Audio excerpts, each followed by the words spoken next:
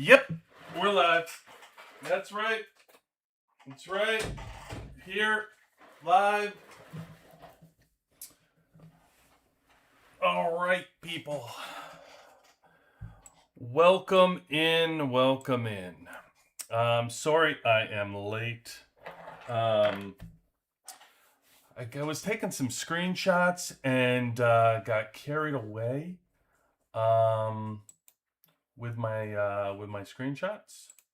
I'll explain to you what does that mean, what I was doing.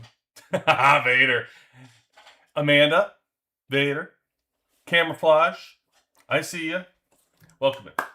Welcome in. Good start. Good start, Vader. All right. So what was old QB doing? Why are you late? What are you on earth are you working on over there? What are you cooking up over there, QB? Chicken Charlie. Welcome in, sir. Thank you very much. Good evening to you. So, what I'm cooking up is mixed squads, right? Like that's really what I'm focused on here. I'm talking about focusing on is these mixed squads. We keep hearing about them. Let's take a step back and think like why do we keep focusing on mixed squads and mixing our players and heroes up to see what we could do. We already know we have like an air team. It's made for air. It's got the bunk, so we have air. So what are we mixing everybody up for, right? I think that's the important question of our target for what we're doing with mixed squads. And really, when you think about it, what we're trying to accomplish when we work on mixed squads and seeing how effective they are is really the counter, right? Like we keep wondering, hey, this team countered me. So I'm running with missile. They threw a tank at me, or well, let's go realistic, right? Let's say, hey, I'm running with air, and they threw a missile at me, missile team, and I can't do anything about it. So is there any way for me to counter or even that out when I have an air squad and they have a missile squad? We're of the same size. How do I kind of equal those teams out? So we start getting into mixed squads, right? That's ultimately what we start talking about and diving into. So we test and we test and we test. And this was all viable before. It all made sense for us to do this, right? Because we could take from maybe a Scarlet, or we can take, have some fun with Sarah and these different players to move things around. But really, I think we're in a new stage of the game for those in season 5, because now we have a 5th exclusive weapon that's coming out for these teams. So early on, sure, you guys are still trying to work on, we can we've gotten to season 5, we can kind of advise as far as what worked for us, what didn't work for us as far as mixed squads, play around with those lineups, because I think it's still viable for those that are wondering, like, hey, what squads do work together and what don't. But when we get a 5th exclusive weapon, I feel like it changes our game. Like part of what made the mixed squad so intriguing was bringing that 5th exclusive weapon over, right? And now in order to do the mixed squad, you're going against 5 exclusive weapons. So if you drop to 4, at least even now, like we're doing it in season 5, we only have Fiona's exclusive weapon, right? So that's all we are right now. Stetman hasn't come out for the second group of servers yet. That's coming up. Maybe next week actually. But we're not there yet. We still only have Fiona. So if I'm trying to make a mixed squad, let's say for example the air squad. So we have the air squad where you have Morrison or Sarah, separate conversations, another day, another time, talk about that. Let's just say, for sake of argument, you have Murphy that you're using in your air squad. Is that really viable versus Missile? Is it doing anything? Like, what is it doing? Now Missile has Fiona, like a full Missile team, because that's the whole point, right? So that's really what I'm going to start getting down to. How are you going to do that, QB? Well, first of all, we have the 4+1 card. I did want to correct something, too. that I've stated earlier, and I'm gonna make a video on this too to correct myself because I wasn't correct. I did overlook reading the card, and somebody in the community pointed out to me. So thank you very much. I mean, I have no problem being incorrect on this, but it says boost hero hit point, attack and defense by 20%. I was thinking that you had to increase the card to use it fully for the 1%. And that's actually not the case because it says for each unique troop type present in the squad heroes gain a 1.5% bonus to the attack, defense, hit point. So you are still getting the 20% battle, which is even more interesting to me because I feel that this 4+1 card is less effective this year than it was last year. And I can't quite put my finger on it, but I feel like it's less powerful. I feel like that air squad with Murphy this year in season 5 is not doing what it was doing last year for me. Now, granted, Fiona has exclusive weapons, so that's going to make a difference, but it just doesn't feel like it packs the same punch for any of the teams that I'm seeing when I tried the mix squad. So I don't really know. Hey Pegasus, welcome in. Glad having you in. So this is what I'm gonna do. This is what I'm trying to do now, and this is what I was doing when I lost track of time. So I've taken screenshots. I ran today in 3v3. I ran a normal lineup. Because what do people do when they're challenging you in 3v3? For the most part, they counter you, right? So you're going to get everybody's counters. So it's a perfect time to test. Let's test the environment. And granted, it could be a little bit off. You have to look at the reports a little bit because, in the report, they could have this person could get a little bit of a bump from the warlord skills if they're using it for 3v3 or arena, but it's also in your report. So it shows you that right at the bottom. Like I switched to warlord. They have warlord. This is where they would get the extra combat detail boost. This 301. Also go to, actually, let me make a note of that because I do want to go into also the skills. I know people were asking me about engineer skills and warlord skills. I'll go into that too next. We can talk about that. But so what I'm doing is I ran my regular 5 squads. I just did 5 versus 5 in the 3v3 arena. And I did it. I took screenshots of all my reports here because I tried to save the battle. By the way, did you know if you try to save these battle reports right here, it's a dumb thing.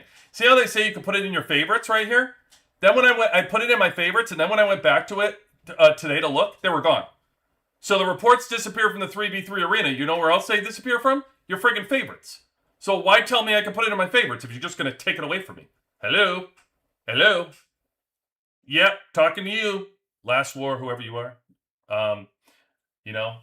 Maybe I have to talk to all these people and make the deals with the developers. Listen, I spent a lot of money in this game. I deserve to have say in putting my fit. No, I'm just kidding.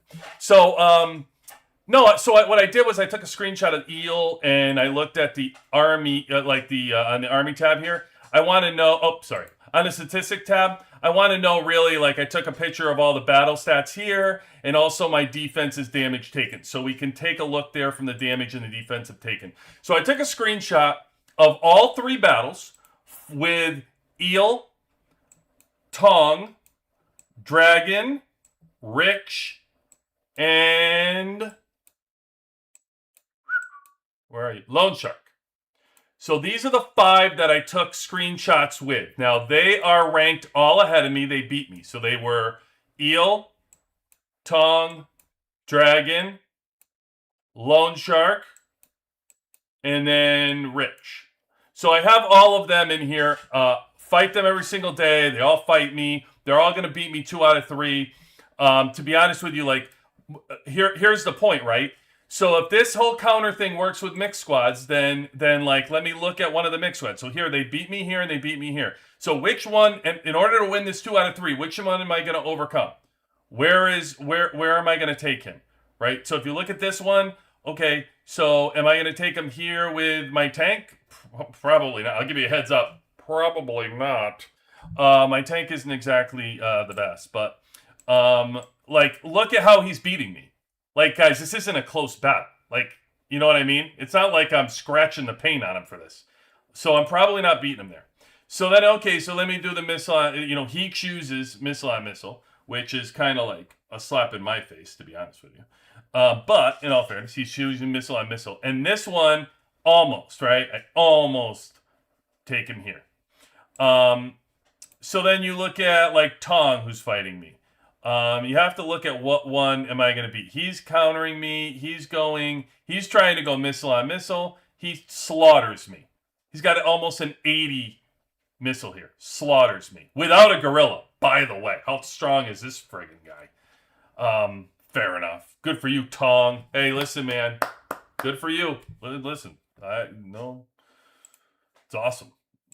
Just saying. Look at this. And then he marches around with a 78 point. Listen, this is what I'm trying to get to. Really, whatever Tong's got going on, look, he slaughters me. I'm not beating Tong. And by the fact that he can match up with me even and beat me all three is like, yeah, that's like, wow.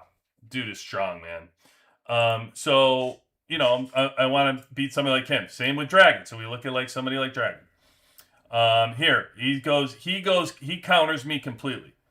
So he goes missile on my air and air on my missile. So this is a perfect opportunity where we say, hey, you know what we do? We throw a mix squad in there. That'll show him who's boss. So we'll see. Like, look, he's slaughtering me in air versus my tank, which is going to be everybody. And then missile versus my air even. Look at how he's beating me. So this would be my best advantage, right? So we'll see. Like, I have this 4+1 card, and we're spending all this time talking about it, and we're putting all this investment in the tactic card, and we're worrying about it in the season, but we really need to know what effect it's having. We really need to know. So right now, I have the 4+1 card. I will tell you I sold it and used another one. This is what I've done, and this is the sandboxing that I'm due to check this out, all right? By the way, welcome in, Woo. Welcome in, Christine. Welcome in. Woo, I send them to my second account so I can see them later. You send what to your second account? I don't know what you mean. So then, what I've done with my tactic card for my 4+1 is I sold it. That's right, I sold it on the street. I do what I do to get by. All right, people. I needed to sell it. I needed what I needed. No, I got rid of it. So I'm gonna start from scratch. I'm starting from level 1, and I'm gonna build it up slowly but surely to see. So tonight will be the level 1 4+1 card. We're gonna try it at level. Well, it's the 4+1+1. So, because I got this card and I couldn't give it up. Sorry, guys. I would have loved to try it at level 1, but I got this card and it was like, I'm not going to apologize at this point for having to do this now. So, I take it back. I'm not sorry. 4+1, and for those of you that haven't entered Season 5, or you're looking, like this is what Eric was telling us about with the 4+1. They have 4+1+1, and from talking to Eric, he said there's +2 and there's +3. On these, and it's the only way to get to level 10 is to get a +3 because the cards actually max out at level 7. So isn't it interesting? Everybody's saying, okay, the 4+1 card's so important, and I'm telling you, like, level it up, level it up, level it up, and it didn't look right to me. So I'm like, okay, let me test this to be sure that's the advice that should be given. Like, yeah, level it up because this is a difference maker. So we'll start at level 1 and we'll look, and then tonight, as you can see down here, I've been saving all my tactic stuff here, my tactical pieces. And I can upgrade. I'm ready to upgrade this to 2. I'm probably ready to upgrade this to 3. Probably won't have a problem like getting it to 4 or 5. So over the next 5 days, I will be digesting all these battle reports, taking the screenshots every single day, looking at the 4+1 at every single level as we move up, and we will see if there is truly a difference in our reports. All right? And, are these mixed squads really as viable as we're continue to talk about and digest and say, like, use this, use that? I'm just saying I think this is how we really find out. We can run our mouths and talk all our crap and say blah, blah, blah. But, as you know, let's look at reports. Let's get some proof. So, that's what we'll be doing. Anyway, so I wanted to bring you up to speed there. Hey, Bailey. Welcome in. Welcome in. Woo, I told you, I tried to save the battle reports. and it didn't work. Oh, are you saying you send it to your? Yeah, but doesn't it expire? Battle reports expire. Those links expire after a while if you don't have them in your favorites. Like if you send me a link right now, that thing will be dead in like a couple days if I try to reference that link.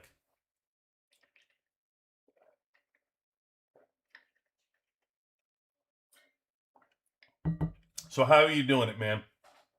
Are you sharing it with your other account and then you're saying you're putting that shared link in your favorites? Is that what you're saying? I don't know. I'm not sure. By all means, man, let's tell me the secret. Not that I have another account or I'm actually. Oh, actually, you know what's funny is I do have another account. It's like probably like level 3. I think I built one way back in the day on like 71 to like talk on 71, and I never changed it. I think I have one on 80 too, but they're probably like level 5 or something. Yeah.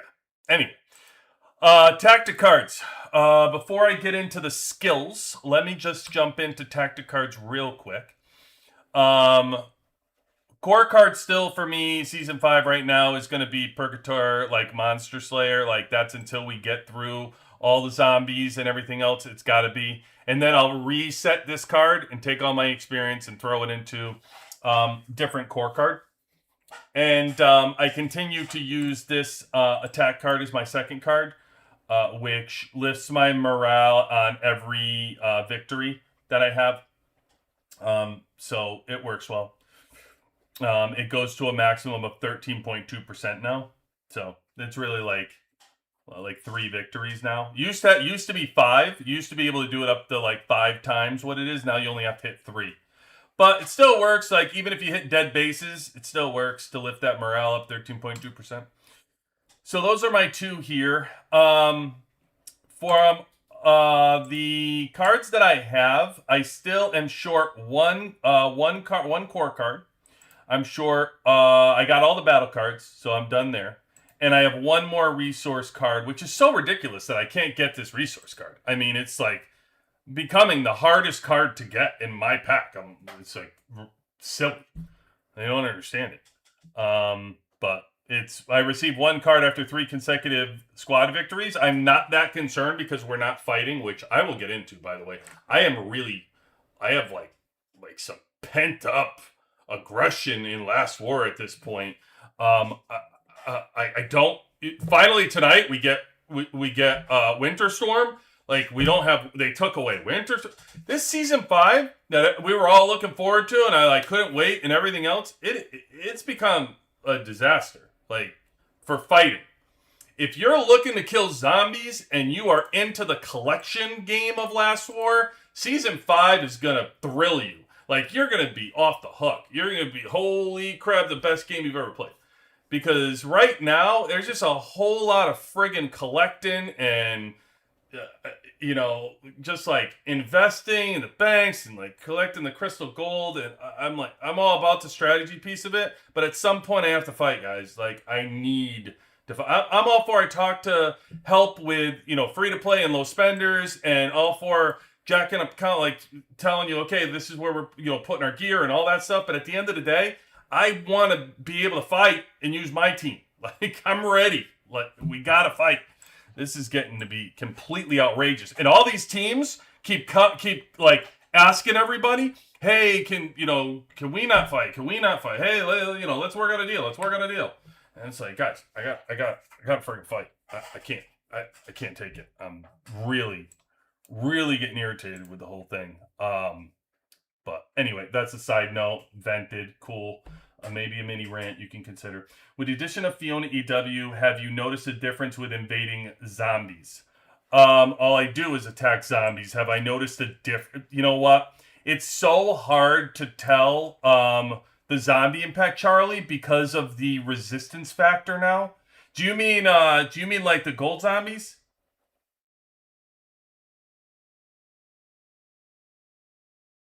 Or do you mean just zombies?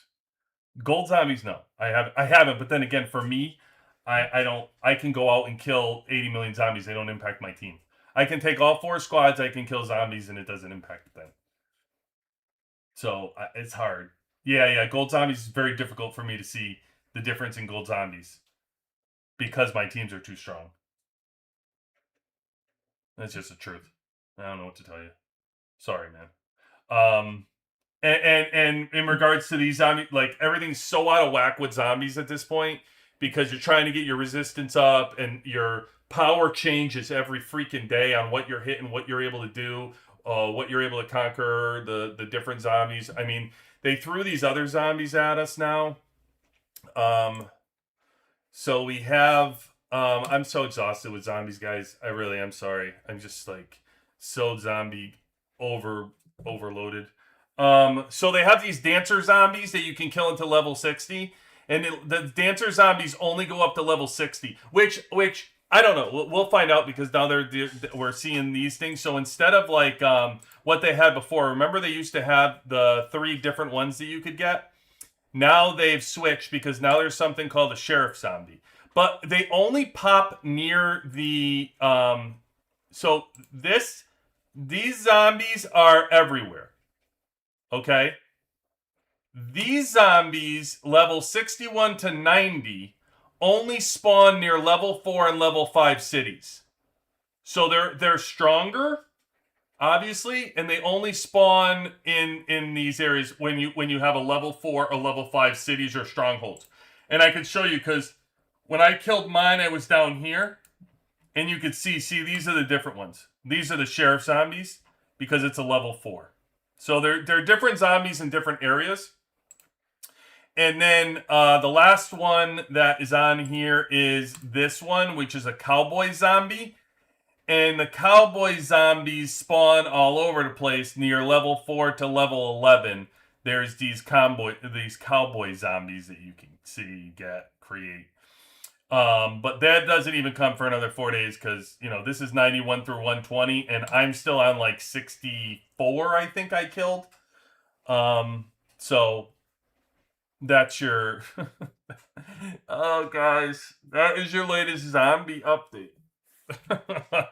Actually, why don't I finish with my zombie updates so we don't have to talk about zombies anymore. Doom Elites, we are on day... What did I put when I started this live? Did I say 10? 11? Day 11. Day 11, I'm up to level 65. We got up to level 65 now on the Doom Elites. I'm sure Hulk is at like 70-something. I try not to have Hulk kill them for me or be in my things because he throws me all out of whack. Like, if Hulk would kill it, I could probably get up to like 70, 72, but then I can't kill him on my own anymore. Like, if Hulk's, then I have to have Hulk around to even advance and go. And I know that would give me, what it would do is anytime you can kill the zombies ahead of time, you can make your coffee factories faster, and that makes your resistance quicker with institutes. But I want to kill them on my own. I want to be able to like control that and not look to see like, is Hulk guys, blah, blah. So I don't know. I just get like, I kind of try to kill it on my own, or at least on my own. Like Rich will help me. Anybody who else is strong in the team can also assist me, like here and there. But at least it keeps me around my realm. Listen, when you have somebody who's 110 helping you kill zombies, you have no clue where you are. Like, you're not doing anything. They're doing everything, and sure, you can hop on their back and they'll piggyback you, to a certain extent. But once that piggyback goes away, you're just stranded wherever you stand. So. And I am at level 36 for my Caffeine Institute. And that's going up tonight at some point. I don't know. I'm like really close, 111,000 away. And that'll be up. And even like level 27, I think I have these coffee shops. In previous seasons, they've gone level 35, but I don't know. We know this goes to level 60. Now, I will also tell there was an update to the game where the protector field, you had to get to level 60 to start advancing your protector field. And they've already reduced that to level 50. So I only have to get this Caffeine Institute to level 50 to start pushing my protector field up. And I am damn sure going to be pushing this protector field up because these friggin' protectors, anybody who played in Season 4 knows how strong protectors were. Dude, they are even stronger this year. They just seem like they're so freaking strong. I don't know. Maybe it's just me. It could be just me, like, waiting to see. And I could be just seeing double and losing my mind because all I'm killing is friggin' zombies with everything. But you know, it's just at the end of the day, it's time to kill, guys. Like we've played enough. We played enough. Chicken Charlie, the Goldies, yeah, it's ridiculous with all these zombies. See, Vader, aren't see Vader knows what I'm talking about. Yeah, Ramp, you laugh, but you know, you're in the same spot. I mean, you guys, come on, enough's enough. We got to kill something. I mean, we got to get a bank. We got to do something. Like, you know, I'm tired of making troops for the zombies. Yesterday, the big Godzilla in our grouping scored 87 billion in World Boss Missile. I'm at 22 million. Yeah, I mean, these numbers are getting just out of control. I don't think I did. I don't think I like this World Boss. I don't even think I did it. I think I forgot it today again. I'm so bad with forgetting these things. Just another zombie that I forgot to kill. Here, 57 million is Crazy Deerfly. So yeah, 87 billion is remarkable. Like, that's crazy high. Doesn't it get to a certain point though? It's just silly numbers. Like, it's just out of control. You know what I mean? Like, that could say 120 billion. It just doesn't matter to me anymore. You know.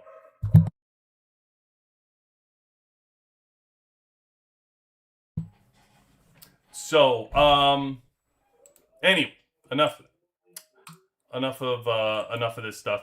One thing I did want to talk about before I get into the skills conversation here. I wanted to talk. We're having a conversation about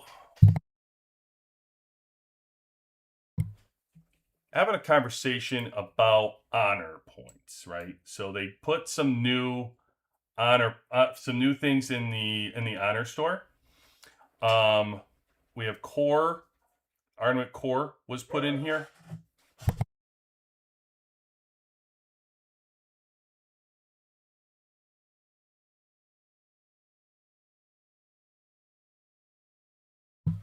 Armament core was put in here. Sorry. Bond badge we had put in here. And so people are asking, like, oh, should I get like armament core now, or should I get bond badge now? This has been the hot new topic of what we're gonna get out of the honor store, right? I guys, when I open the store, okay, nothing else even appears in my vision. The only two items that are even on the screen for me are the gear blueprints, the mythic and the gear. Now, if I get so many honor points that I'm going over selling out everything and I just can't, maintain the thing, if I have enough to do everything, okay, that's a different story. But and I get it. And also, by the way, I talk in the game about currency and different things about the stuff, like game currency. And I understand, like, bond badges, if you looked per bond badge and you said how much money the bond badges are versus the gear, I understand that from a value perspective, how much D11s are or how much bond badges are. I understand that. But we also have to look for value versus like effectiveness of what you're using the item. How important the item is to you matters as well. Okay? And so, like I was saying in Discord today, if you want to know how effective each thing is, when you're fighting a battle, what I want you to do is take all your gear off. No, gear, guys. Hero gear. Slow down. I mean, you guys, you're out of control. No, take all your hero gear off, all right? And fight a battle. And then put the gear back on and remove your gorilla and fight the same battle, and you tell me what's more important to your squad. Was it the gorilla or was it the gear? So this is the way, and I know we lose track sometimes of who can spend money in the game, but this is the way that people who don't spend money get gear. We have to be careful who we're telling to get things. When you are a not a low spender. When you're a no spender, this is where you're getting your gear. 50 blueprints at a time. You're chipping away and you're getting your gear. You're saving your glitter point. You're hoping to use your glitter coins and get maybe some mythic prints. But you're saving your gear. Like, you're trying to get your gear in your honor shop. So when we start sending mixed messages to people and telling them that, oh, if Bond Badge is there, you should get it. And, Artemis, T11 material. Guys, no. Especially, listen, it's a no-brainer to me if I was free to play. Just ignore that stuff. It's not T11 material and it's not Bond Badges. Get your gear. Fill out your players, especially for free to play. Oh my God, so freaking important. And we keep bringing it up and we say it and we repeat it, but we have to because they keep putting new stuff in the honor shop. And any new shiny toy that comes in here, everybody starts going, yeah, but how about now? Because now they have, I don't care what they put in here. Like, it's just gear. It's the most important thing on your battle report. So, there's so many things in here that are of value. Decos of value. Skill chips are of value. The T11 material is money. It's expensive to buy right now. Pond badges. Like I told you, by the way, when these first T11, when everybody's freaking out that we're not going to be able to get it, so blah, blah, blah. What did I tell you? I told you there's going to be different ways that you're going to be able to get the T11 material. They started with the Alliance store and they put it in there. Now they're putting it in the honor shop. You're seeing it here. They put it in our Season 5 rewards. You're seeing it there. They're putting it in the zombie shop. The zombie store now has the cores that you can get. Guys, it's all over the place. They gave out a weekly deal for it to bring down the price and the material. I told you. It's all going to come down because eventually there's going to be, they're going to come out with the other Overlord stuff. And, there's, how much Gorilla stuff when the Gorilla first came out and you could have freaked out and been like, oh, you got to spend all this money to get a blah, blah, blah. Fast forward to now, how much Gorilla stuff do you get? They're freaking everywhere. The skill points, the shards, like, you can find them everywhere. It used to be you could only get them when you had to spend money and buy the shards and everything else because that's how the game operates. It's not a new pattern, guys. The game operates the same exact way. Again, all money does is fast forwards you in the game. That's it. Everything else you can get. It just takes a long time. It's just you're going to depends on how long each item is going to take. I don't care if it's your freaking gears. I don't care if it's components. I don't care if it's skill chips or Gorilla or everything. It's just Deco. It slowly but surely gets it. Now, I'll tell you, Deco is probably the slowest damn thing that you get. If you look at free-to-play players and stuff, they're probably level 2s and stuff because it's hard to get those gold chests. You don't get a ton of that stuff, right? Deco's there's a reason why Deco's a great thing to push, and it's incredibly expensive to push it because it's so powerful. But again, Deco's powerful. I don't hear everybody screaming about making sure you're getting a Deco. And that's powerful. It's always been in here. Skill chip chest. By the way, is this a select chest? No, they don't even give you. They make you spend $50,000. They don't even give you a choice chest. They make it random. How cheesy is that? Jesus, guys. It's so for you to use 50,000 on two mythic prints, or I can get a random chip chest. It's just crazy. I couldn't tell you. I wouldn't know if this is whatever because that's the first time I probably ever clicked on it. There's no reason for me. I know what I want, and this is me. I'm working on my third team right now, and I buy prints and I buy mythics, and I'm still. Look at what my store looks like. I don't care. Once my teams are completed with my gear and I no longer need the gear. Right now, I'm working on my tank team, and I can tell you the teams that are beating me, the team's not even viable right now because I don't have enough I don't have enough gear. People at my level, I don't have enough gear. I don't have enough gear on that team because it's a number, and I have all exclusive, by the way. My chips are 6 stars right now for my tank team. I have all the exclusives to level 30 on the tank team. Everything's all boxes are all checked. But you know what's not? You know what's not? The gear. And until my gear gets strong enough, that team's not viable against a stronger team. It's just not. Yeah, for a regular team, you'd be like, oh yeah, you'd be lucky. I'd be lucky to have that, because it's 60 million or something. Sure. I can get it, but I'm just saying for the teams that I'm having to fight, that other people that are strong in the game, it's not viable.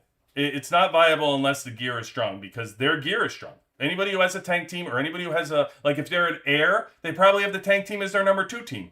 And my team doesn't compute. It doesn't work. Just like if their tank team is going against my air, it's not going to happen. I'm going to smoke them because my air team's too strong with gear because I have that team geared out. So once there'll be an argument that I can make and start looking at these things, viability, when we look at this and we say like, okay, I have 3 teams with full gear. Do I complete gear on my 4th team, or do I get like my gorilla or T11? Maybe there's an argument there, but look at that. Even for me to think about that of a 4th team versus not getting the blueprint is a maybe. Even that's a maybe. So think about when you guys are trying to think about a team 1 or a team 2. It's going to be my answer every time. Again, it's just not about value for me as far as the money that it costs. It's about the value in a battle of what matters. And that's really what counts. It's really what counts. You guys are sitting there and you want to know about tech, and you guys are rushing T10s, and you go, oh, I need the power, Cube. I need the power. Well, you know what's not going to give you the power? The freaking gorilla right now. That's not going to give you the power. The power's in the gear. That's where your power is going to come from. The T11s, you're going to, let me tell you, those T11s, that 100 core that you're going to get, that's going to go so fast, it's ridiculous. It's going to make your head spin. It's not going to, it's going to lift you like 4 levels of your T11. So like the 4%, you're going to get like 6% of T11. So you're going to have no gear, and you have 6% of T11s. You know? So I imagine eventually these bomb badges will be available. And granted, I do believe that's probably the greatest argument in the honor shop. So I appreciate the argument of going against the gear, because I do believe that when you really want to make your gorilla viable, is very clear to see now. These statistics in your bond are what are making this gorilla viable in fights. Between the march size and the resistance to damage, they're just enormous for your gorilla. The damage absorption is crazy. It's so good. It keeps going up, and it just makes it stronger. And same with the skills. If you're using the skills, we don't talk and touch on this enough, but if you're touching on the skills, really this should be your brutal roar and your overlord armor. That's it. These 2 are all you need. Like, I've raised this to 19, this one and this one. I wish I could take it back. I wish I could lower these ratings and get some of these skills back. The gorilla isn't an offensive gorilla. It's all defensive. It's defensive. It's absorbing and debuffing. So like, I don't need it to attack. It's total reverse of what you've known in this game. Everything in this game is about attack. Let me get my attack up. Let me get my team more powerful. And really, this gorilla is just to absorb damage and debuff. Now, maybe the new one, we talked about this new overlord that they come out with, maybe it'll be more offensive. Maybe it'll be reverse. And maybe it'll be more attack and less defensive, less absorption, less debuff. Maybe it'll be more attacking on how you can do it, you know? I don't know how they're going to do it. It would make sense if they did that, because then you'd have to make a choice. And do you want the attack in a gorilla that dies fast, or do you want a defensive gorilla that absorbs? What kind of player are you? I mean, really, that's what they did with the T11 troops. It seems like the way the game is going and the strategy. I love that, by the way. Just to think about the development of the game in that direction, how fun that is. I also think that we should do that with the tech, right? We've talked about this with the tech directions. So lead people, think about the games that we've played where you can go down 2 career paths, right? Everything makes you pick different games, like, you know, you want to be a magician, you want to be the fighter, how do you want to fight? This would be great if in this game they allowed you to go down paths. So instead of just like, you could have a whale, but what if you had somebody else who was, you know, not a whale, but some kind of magician, and because what they were, it actually countered the whale, and you only needed a magician that was level, you know, a level 7 magician could beat a level 30, whale, as long as you had enough magicians or whatever that you would recruit. And then what happens if you go out there in the game and you, like, instead of just trying to get random blue seat players, you were like, well, what are you? Are you a magician? Okay, well, we don't need you. We're looking for magicians right now. Any magician out there that's level 35, please come in here. We're looking for you. Like, I don't know. It just pushes in a different direction, more strategic on how you building your alliances, how you're building your squads, but in some way go down a different career pathing of like how they have T11s. It's attack versus defense. I think our techs now should go down the same path. Take your pick of what path you want to build tech. You want to build tech this way, or you want to build tech that way. Lead people down paths and make them make career choices so they can't just buy everything and complete everything. Once you, similar to like engineer, you want to be engineer? Okay, then you're going to complete all this stuff. If you want to be war leader, okay, you're going to complete all this, but you can't complete both war and engineer. You have to make your pick. Okay, tech, same thing. You got to make your pick. Guerrilla, you got to make your pick. T11s, you got to make your, like, all that sounds like a lot of fun. Like, that sounds strategic, and it at least pushes people in different directions in the game, and makes people more valuable in the way they play. I also think it would be great if, as we move forward, like, you can't beat a whale, but like protectors, they came out with protectors during the season, and protectors are, not necessarily a great equalizer, right? Like, if somebody spends enough money in your 120 million march, what the hell are you going to do with that, right? So, okay, fair enough. Let's throw that argument out right there, at least for that. However, protectors have made you a viable player. Like, if you get enough 50 or 60 million people with all protectors, now you've become a 60 and 70 million player during the game, during the season. And if you have 50 of those, all of a sudden, they can now eject players that are 100 million, 90 million. They can get them out of there. If there's enough of them that are continuing to push in, now you're actually a lot stronger as a team with those protectors. It's a great way the game came out with that. It would be nice to see if they would incorporate something like that on the regular that we could have. And if roles is that, like, some kind of category of player going down a different career pathing of, like, so they can group together. I don't know. I like seeing that stuff. So if they're doing that for Overlord in a different direction, I like the thought of it.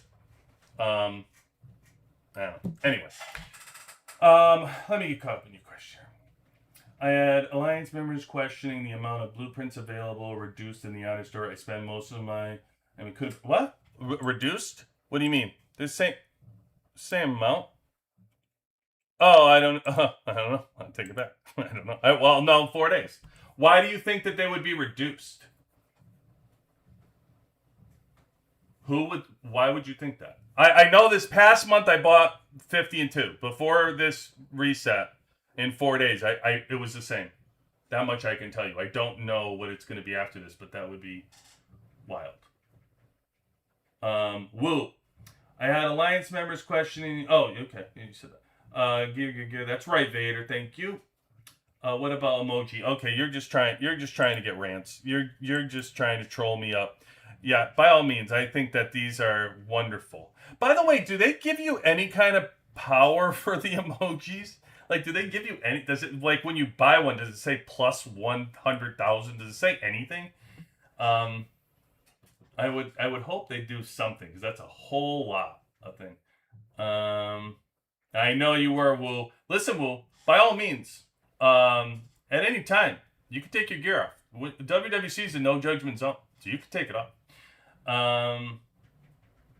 What up, Javid? Nice having you in. Welcome back. Till Season 5, what team are stronger, including exclusive weapons? Until Season 5. Okay, so this is, it's a controversial issue. What team is stronger? Because people yelling at me about how tank is not strong, it's weak, and blah, blah, blah. I showed the other day somebody before the exclusives. I showed somebody fighting me. I don't know if I still have the battle report, but they fought my air, and because I had the 4+1 card. I don't know if it's still in here. Probably not. Oh, yeah, it is. Still here. Hold on. Is it this one? Nope.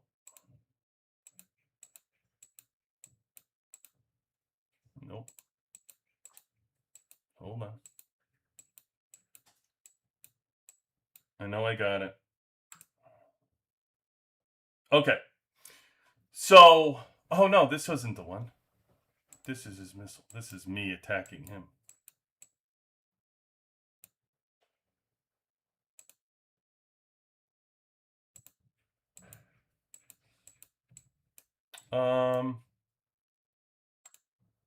Damn it. Where the heck was it? Did I overlook? Oh, okay. This one. Sorry. So if you look here, I'm facing a tank team.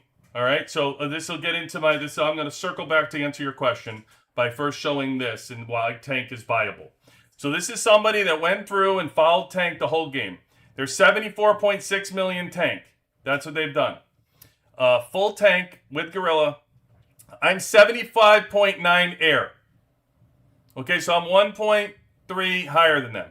Probably a gear difference for me, no doubt. And I did take Murphy in here because 4+1 is so amazing, right? So 4+1 card is in effect here, and I did the air. And he beat me with his tank. His tank beats me with air and Murphy. So you're seeing it right here. You're looking at it. I don't know what else to show you. You got all gear. I'm almost all red on my air team. Almost. Like I told you, I think I have 6 here. 6 to go here. So he gets me 0.2 in gear. Yeah, if you look at the rest, I'm beating him in drone level. You already know how I feel about that.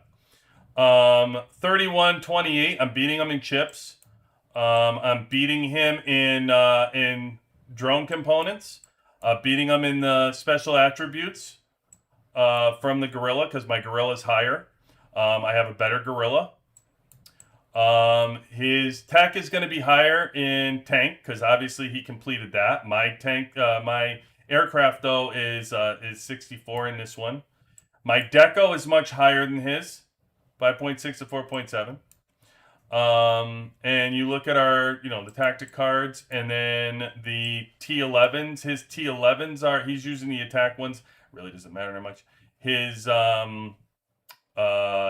morale is higher because he probably was war leader at this time. Yeah, he's war leader and I'm not.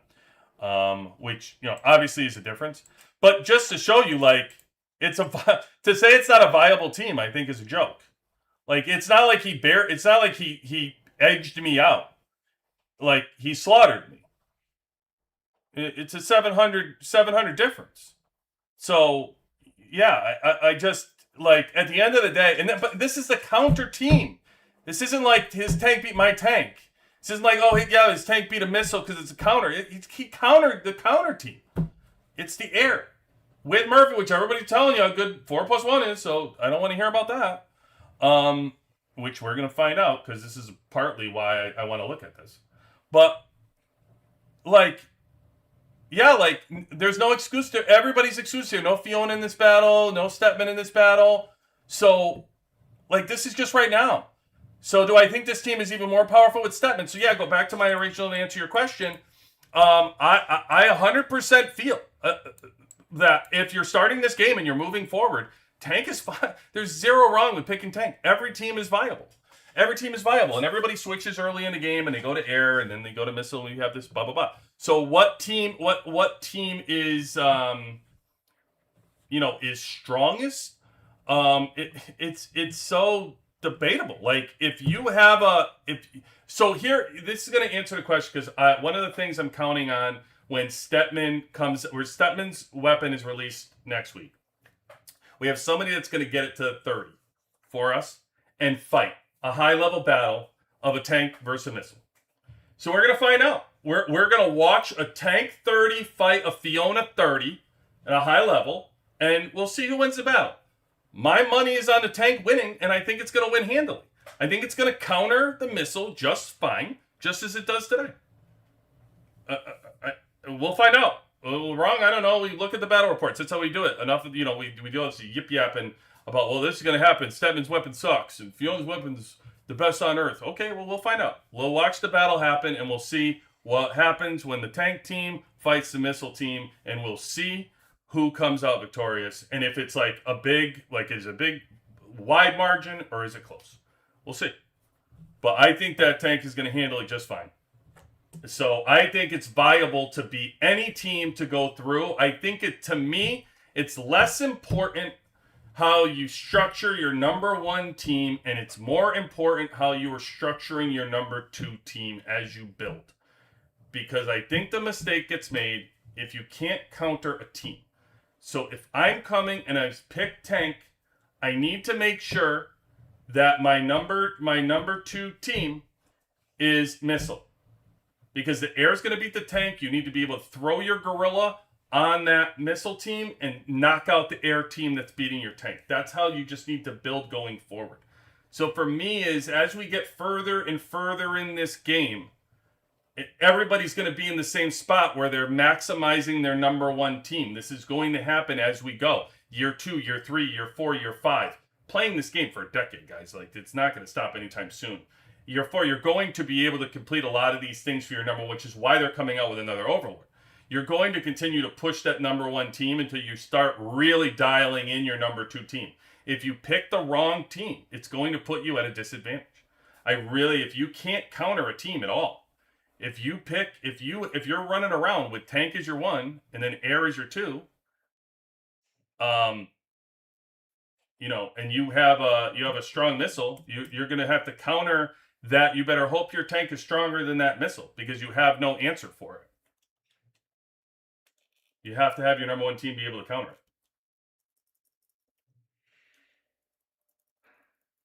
So, to me, it's like you get the best of both worlds if you just be able to if you're able to counter that team somehow, somewhere.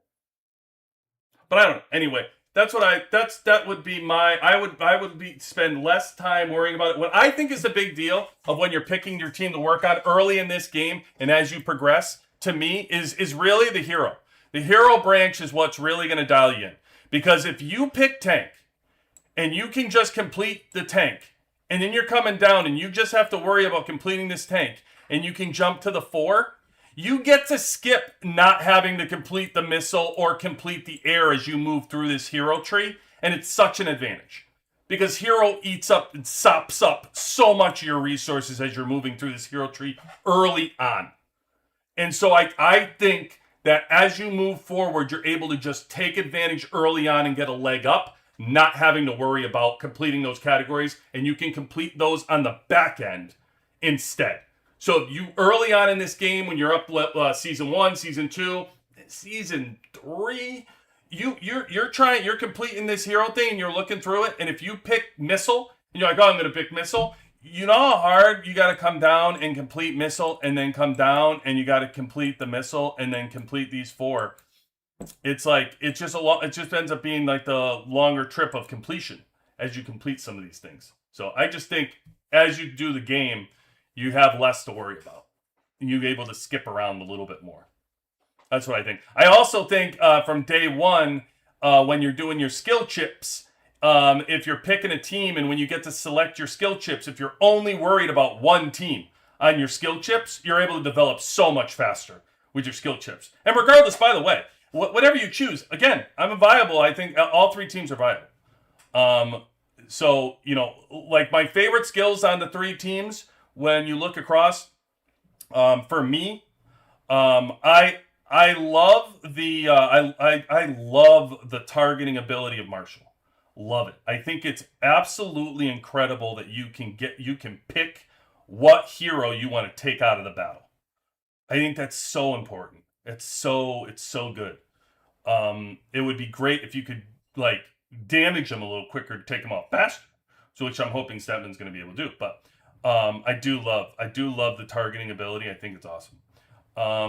Air is incredible. It's the best skill and the most frustrating skill. I've talked about it over and over with Skylar, right? Like, I mean, that stun is so friggin' incredible. It's so, especially early on in the game, really, honestly, the single-handedly, Skylar drove more people to air than any other player in this game has driven anything to anybody. Like, you get stunned early in this game when you're tank and you want to throw your phone. You're like, Jesus Christ, I got hit 6 times and you can't do anything about it. You're just like so frustrating. It's so lucky. and it's so out of nowhere, and you just lose a battle, and you're like, God damn. And yeah, I know I've been there. I remember it, like vivid, stuck in my brain. Um, so yeah, very frustrating but awesome. Once you get Lucius exclusive, the shielding ability for Lucius just so good, so good. Really strong, really great.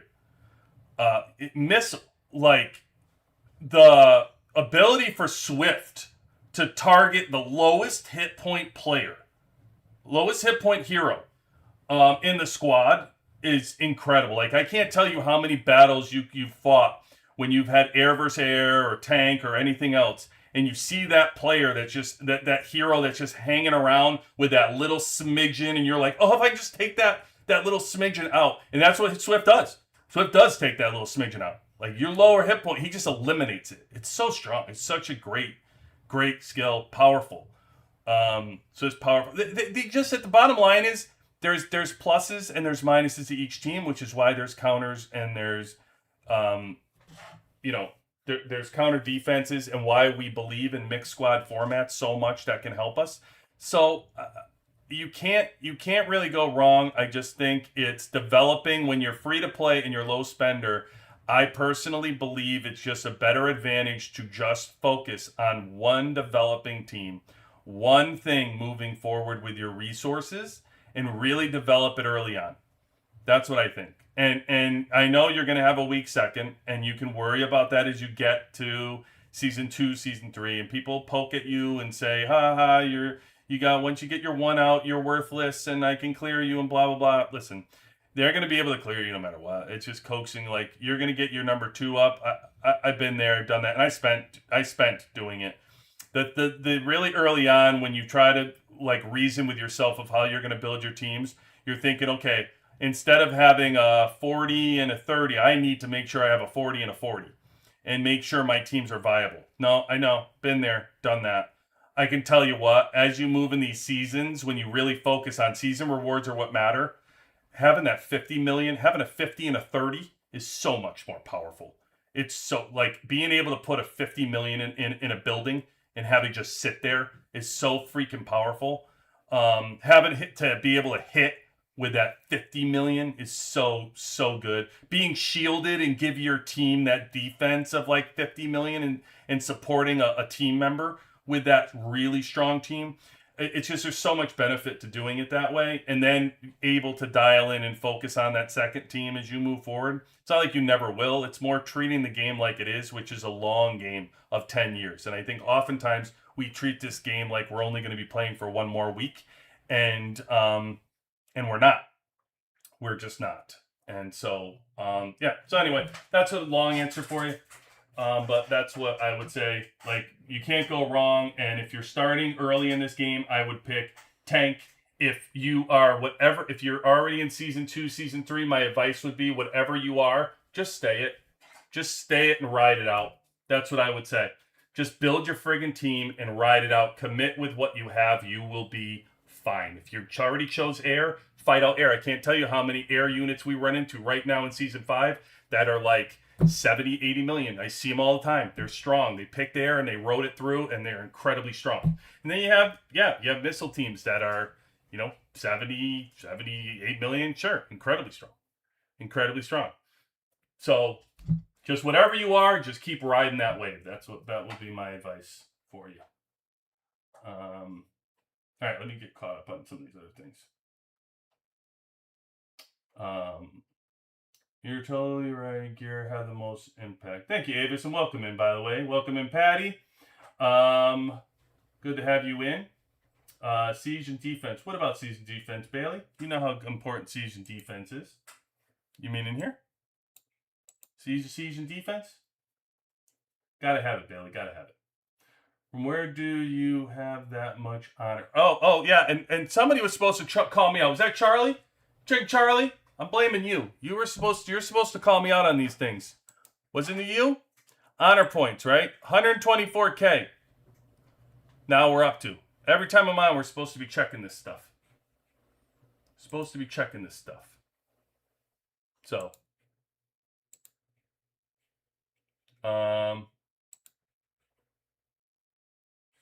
Where do I get it from? Uh, I don't know. I mean, I know we had. I talked about it. We had Desert Storm. We got some from Desert Storm. We got some last week from Winter Storm. We had 20K. I don't know. Are we? I don't think we're getting any from the bank and stuff. I don't know. Ask Ramp where he's at. I don't know how many he's got. Maybe maybe everybody. I imagine everybody has this honor points in this season. I don't. I get 124,000 right now. We'll see. And tonight I'm gonna get 10 more, right? Because Winter Storm's tonight, so I'll get 10 more tonight. But I'm trying to pay attention every single day to just show you my numbers. Trying. In what season we get mythic gear from the honor store? Season, and guys, hold me accountable out there. Is it season 4? In between the season 4, season 5, and I believe it's like 2 months in, maybe a month. I think this is our. Is this our? I think it's 3 months. Maybe not. Maybe like a month into after season 4. Because I think this is our 3rd time completing it. I think this is like 6 mythic prints out of there. But somebody can correct me. But I know it's between season 4 and season 5 is when we got it. I just can't remember exactly when it happened. But I think it's like a month. Okay. Just before season 5. What's the? Oh yeah. Okay. Ramp already got you. Why is his morale so high? Why is my morale? Oh, his morale because of war leader. He was war leader and I wasn't. 90.9%. You will beat him even if he was war leader. No, he slaughtered me. It wasn't even close. I'm telling you, I won't because of his mastery. The difference in mastery is staggering. Plus, I don't have a complete team, and I don't think the 4+1 card is as effective as you think it is. So I think it's hurting me. I think not having the complete team is not. I'm not getting. It's not the same effect. But we're gonna find out. We're gonna find all that out as we practice and we show all the actual battle reports that this comes out. But I'm telling you, something's up with it this season. I can't put my finger on it, but it's different. Stedman Sandbox. Yeah, what's interesting with that Stedman Sandbox, so I asked King, what should I do? So I have enough right now for, I've gotten a crap ton of shards for I keep getting them. Like, it's kind of crazy how many I get. Like, guys, I just spent, and I had 620 when I did 2 weeks ago. When I was like, okay, I'm stopping here because I'm not 620 yet. And look at this. I'm up to 924 weapons. So I have enough at this point. Like, I have 300, which would get me 2 more levels. I'm completely confident if I spend 150 extra to get Fiona to 30, I'm going to have enough for Morrison to 20. I'm fully confident in it now. But now, because I've gotten so many, I don't know if I should wait and get Stetman to 20 and have Stetman to 20, Morrison to 20, and Fiona at 27. I don't know, like, what I should do with that. Because getting them to 20 is so effective on my 3rd team right now, and I'm going to be using my 3rd team in battles for season. Outside of season, this would be a no-brainer. Outside of the season, I would be like, oh yeah, I'm pushing Fiona to 30, and I'll worry about everybody else later, outside of season. But because my team needs me to attack and do things with my 3rd team, as far as like tank, I have to have the ability to throw that into a building and attack with my 3rd team. So having that being more effective is actually helpful for my team. So looking at it from a selfish perspective, I just want to be like, yeah, I want the extra power and missile. But like, it's so much more effective when you can have somebody be 20. So I don't know. I'm like, can't decide right now. I'm very caught what I'm gonna do. what I'm gonna do with that. But yeah, I can't wait to see the Stepman too, and I can't wait to get these battle reports. The battle reports are going to be way more than the sandbox that I show you because the battle reports are going to be Stepman at 30. I'm not going to have Stepman at 30 for a long, long time. Morrison's going to be 30 on my team way before Stepman is. So it'll be a long time before I can show you like Stepman 30 weapons. So I'm anxious to see the battle reports of people that are pushing Stepman at 30 right off the rip. Just like I'm pushing Fiona, I would love to see these tank people. Once main squad mastery reached 100, is it better to push second squad mastery to 80 or even upgrade other two mastery 40 each? No.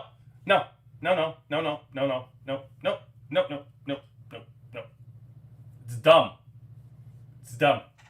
I can't tell you how many people I beat. Tactical does nothing. Like the tactical, I think it's gonna like for everything they're completing is like 0.02 or something like that. That they're getting it and they're pushing it. It's incredibly expensive, incredibly time consuming, and it's whale. It's a whale category.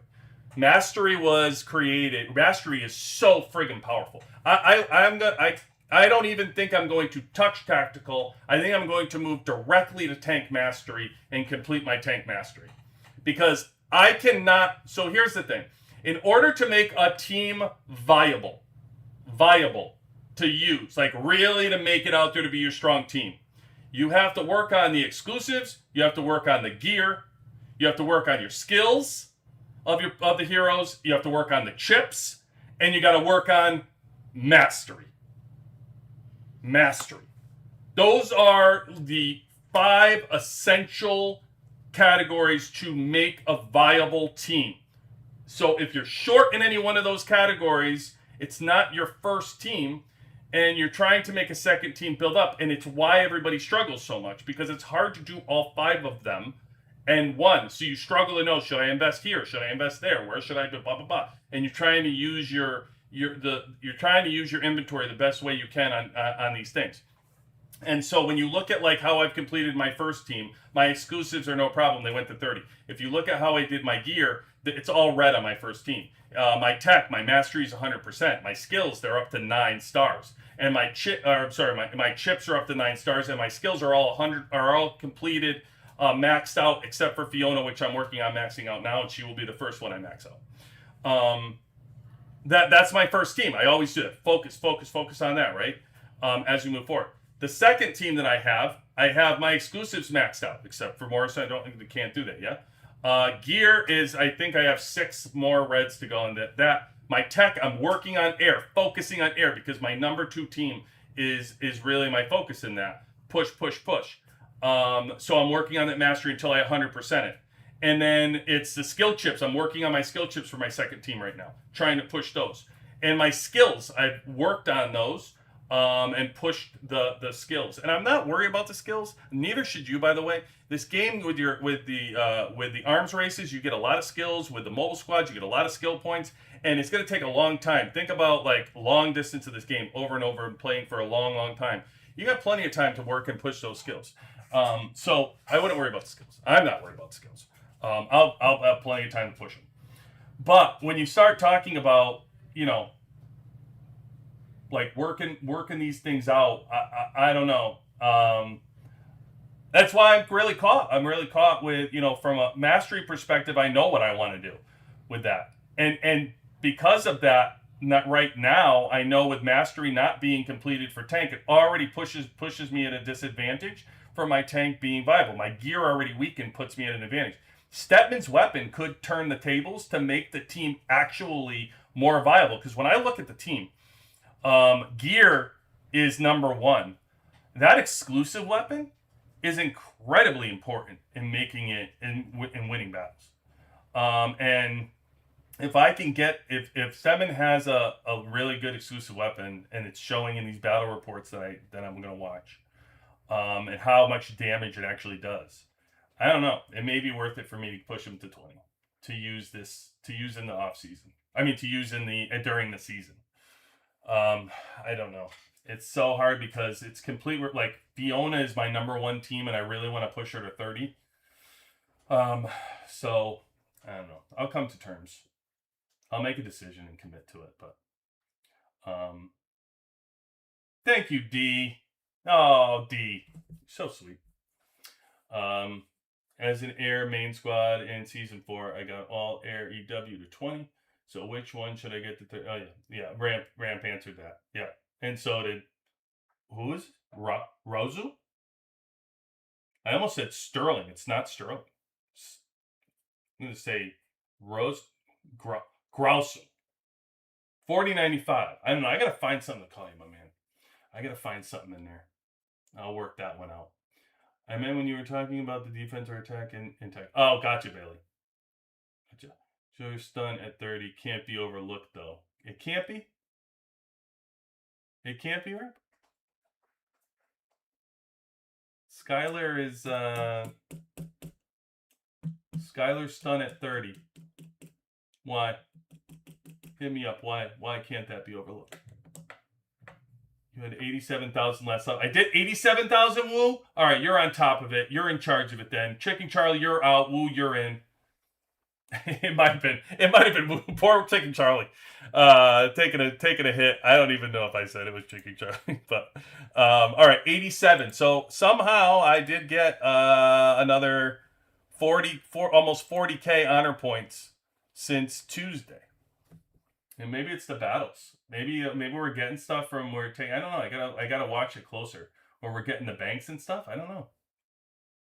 On the whole, Carly and Diva up front versus Carly and Lucius up front. Lots of arguments on that going into season 4, server 937. Sure, Alejandro. I ran this in the sandbox, and it's pretty clear.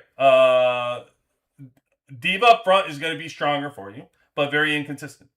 So you're not going to always get the hit. You're not going to get the same consistency of the upfront hero every single time. It's going to be inconsistent. So you run Diva. Like if you're only, it makes more viable sense when you have mixed squads to me than when you have 2 defense heroes. There's advantages to it. Number one, you do have high ceilings. So that's your advantage. You get a high ceiling for power where when it fluctuates, you have a high ceiling. But it's inconsistent. So if you don't believe me, fight the same person 3 times and look at your battle report. And watch what Diva's damage is. It's going to be all over the map. Fight it 3 times and watch. It's scattered. And the back row hero damage that a lot of enemies do. With Diva not in the back row, you don't have a back row hero damage. Regardless, if you do choose to use the front hero strategy, there's one thing that's impossible to deny. You have to have red gear. You have to be all geared out with Diva, and you have to commit to that. And so by doing that, oftentimes I see people removing the gear from Lucius. And now that you lose the argument to me. Because Lucius is a defensive hero. So you're taking the defensive gear off of Lucius, doing what he does best. And you're putting it on Diva because you have to in order for her to be a front defensive hero spot. You have to put her there and be strong. But now you've weakened your defensive player. So, I don't know. It doesn't bode well to me when you have to do that. And the battle reports don't show it. But you can have her not get hit with the back hero damage. I like the double defense up front because it's a you're taking a consistent damage across the board. Now, I will tell you, with air, you start entering into stuns and you start entering in with Sarah, multiplying the damage, and the damages all over the place sometimes become inconsistent with your battling. It was max inconsistent when Diva was up front. But with air in general, I think it's probably more of the argument to be made because the freaking thing is so inconsistent with that stun. Like, you get 6 stuns. It's crazy. It's just your battle reports. You really, when you look at the damage that you do, the damage doesn't always tell the story. You have to actually watch the report and count the stuns. Because oftentimes it might not be if you're putting your lineup in place and then you're only fighting one battle, that's not going to tell you the story. Somebody's going to show you one freaking battle report and tell you, oh yeah, look what happened. Yeah, if you don't play the video to know the stuns, you have no clue what happened. You need to know. Did nobody get stunned? Did 3 get stunned? Did 4 get stunned? Like, it's a huge difference. Let me tell you, if you're fighting another heir and you stun Diva 3 times, you don't think that impacts the battle? You're crazy. That's going to impact the battle. It's like through the roof it impacts the battle. That to bring Diva. Diva's making all the damage to air. Like, I mean, when you can get Diva, her damage is through the, like, especially when you get that front hero ceiling damage that I'm talking about. Oh my god, it's through the roof. You look at a damage report, you'll know it right away. You'll see like 3 or 4 different reports, and you look, and there'll be that one report. You'll see what I'm talking about, and you're like, whoa! It's like, it's wild. It's wild how much she can hit from front row. So it's a viable argument. What I say is, if you're fighting somebody and you happen to lose to somebody in a close battle, oftentimes putting Diva up front can change the swing of that battle, because you could get that ceiling battle hit. I just find more consistency from my defensive heroes up front. I have someone on my server. Are we still into? Oh crap. Uh-oh.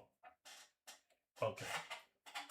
What do you got? I have someone on my server, 1739, and we still in season 0, and he's 148 million total hero power, and I don't think that's healthy, is it?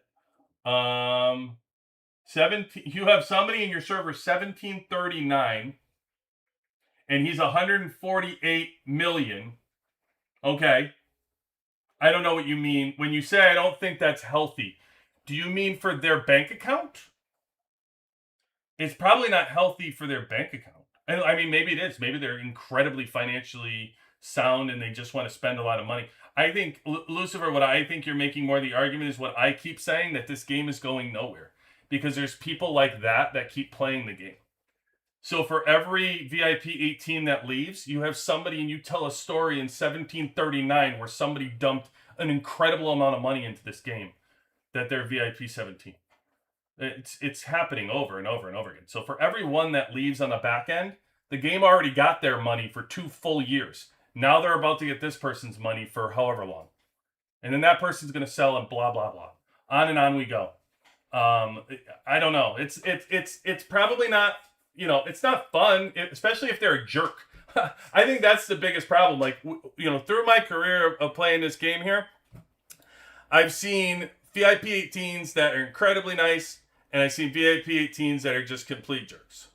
And so if you have a VIP 18 that's just a complete jerk, and they're not good to work with, or they're not friendly, they're not nice, completely changes a server, people don't like the server, and people whatever, it can change people's game, makes people quit the game, makes the game not fun for them. They can't even make it through to season 2 to transfer out because they're tired of the way that they're treated, or they're burned, or blah, blah, blah, whatever the story is.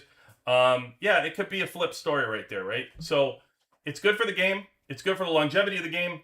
It's good for developers of the game and the profits that are going in. And I would say that you're not going to stop it because the game is pay to play.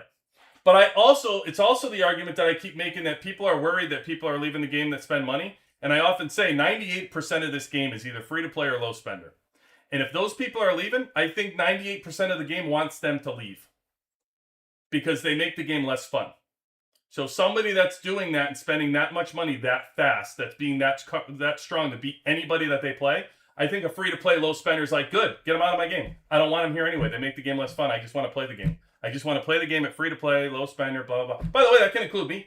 I can include me in that. I mean, I'm VIP 16, but I'm a spender. I'm a spender that gets myself ramped up. So, like, yeah, you can look at me too. You could be like, yeah, you're better off. If I was quitting, nobody should cry. Free-to-play would be like, yeah, good, another one out the door. Another one bites the dust. Makes me closer. Low spender makes me more viable in this game. Let them go.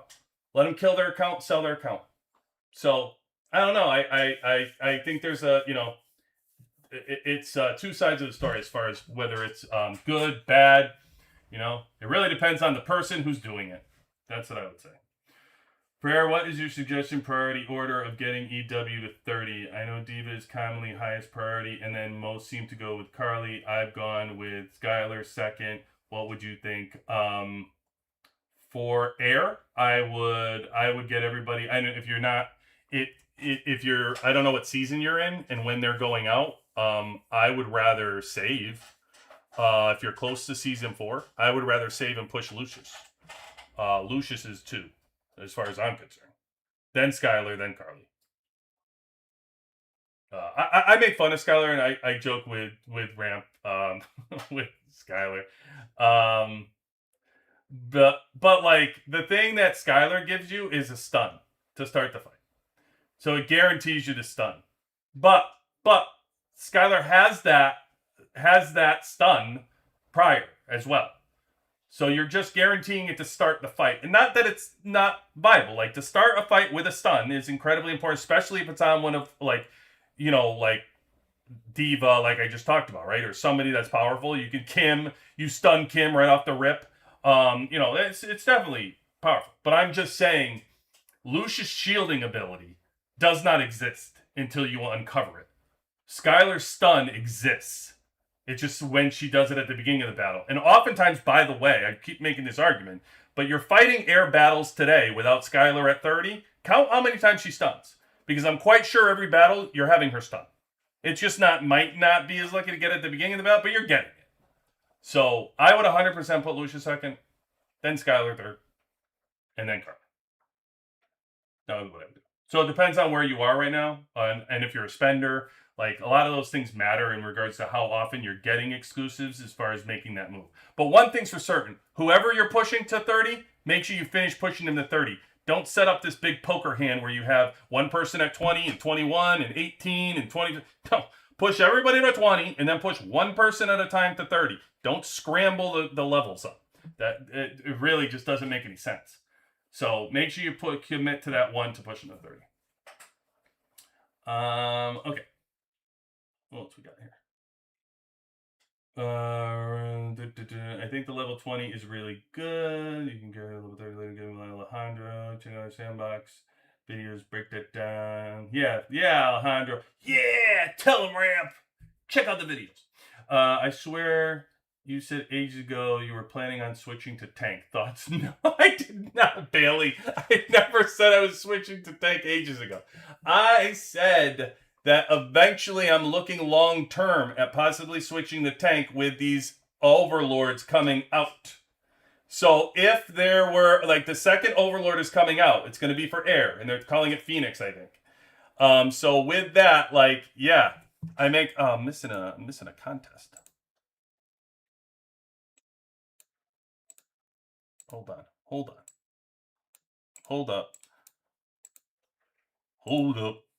Wait. All right, come on, people. You're in here too long already.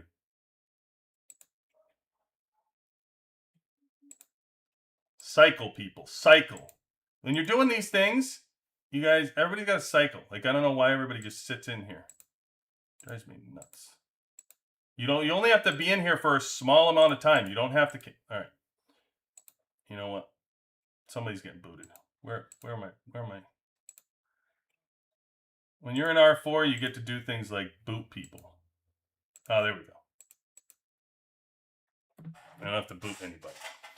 Just boot you right out of there. I'll take control of the matter and boot you out. Yeah. So I was saying, no, so the overlords, right? So the second overlord's coming out, and that's going to be Phoenix, and that's for your air unit. Okay, cool. So if they're going to come out with a third one, I'd rather, if this first one is supposed to be for tank, then I'd rather just use this one and max this one out and use it for tank and not have to build a third overlord. Just saving me money in the long run. Like, maybe the long run of playing the game, maybe I'll worry about, but I would rather max out the one that I've already been working on and switch my team over to tank if eventually they say, oh, we came out with a third overlord and now there's a buff for each one. So the second one gives air a buff. The first one actually is going to give tank a buff. Well, then I'll be ready to switch to tank, because I'm not missing out on that buff of the gorilla that I already invested money in to build a third one just so I can be missile. No. I'll just take the one I already worked on. So that's why I said, Billy, long term, I'm making my tank viable because I may be switching once I find. Believe me, it's going to take me a long time to make this freaking tank viable anyway. But I want to have a third team that's viable now anyway. So, what VIP am I? Avis. Welcome in. What VIP am I? I am VIP 16. But I'm getting closer. I gotta get myself out of here. Why am I hanging out in this thing? So here's my VIP right now. I'm 1.8 million away from VIP 17 right now. So there you go. There you go. Ramp. I did love the video. I was curious here the way. I had to do all reds up front. In the video, I had put her in the back and gave her defensive red solutions. We are almost S4. Yeah, Alejandro, I encourage you to run your own sandbox. That's always the best. Oh, look who came back to WWC. If it's not Mr. Miller. Good to see you, Mr. Miller. Comus, welcome in. Good morning, QB. We are having an interesting situation developing with VDE. We will be attacking level 6 and level 5 strongholds simultaneously on reset, and it's a race that could turn to... Okay, Comus, send me your link. Send me your link. I want it. I need it. Send me your link. I want to watch. Yeah, and Bailey, you said there was going to be war on your server. There was server war going on or something like that, or like civil war. What? You know better. Send me a link. I want to watch these things. I love watching the fighting. I love the amount of people in here now. Bailey. Oh, Bailey. We love you in here. I'm the punching bag tonight. Chicken Charlie. Oh, no, Chicken Charlie. Never. You're never the punching bag. Stelly, what do you got? Stelly. Maybe that's going to be it. Stelly. How about that? Stelly. Why do I have more power on Carly than Diva? Even though I have better gear on Diva. Well, because if you look, it's probably her defense, right? Her defense is probably through the roof as opposed to the offense. Like it happens on mine too. See, Carly's number one. Carly's number one hero. And I don't even have all 4 gear. But usually I think it's her defense. She's like 39.2 with a 10.4. And she's got 0.4 more than McGregor for hit points and 0.1 more defense for him. So she just has a little bit more for that. But her Susu weapons and skills aren't as good. Stat will be interesting. We'll have a higher attack value than Kim, making Marshall target him for damage resistance, and Marshall's level 30 exclusive weapon attack twice, which I think will be very strong. 100%. Who is Bibble's son? Don't know, but I'm a big fan, Bibble. I'm a big fan. Welcome in. Completely agree with Bibble over here. For me, if you are a free-to-play, you must put Diva in front. Good gear on all heroes. You should put it in the back. Stelly, if you're free to play, why must you put Diva in the front? How are you structuring your gear?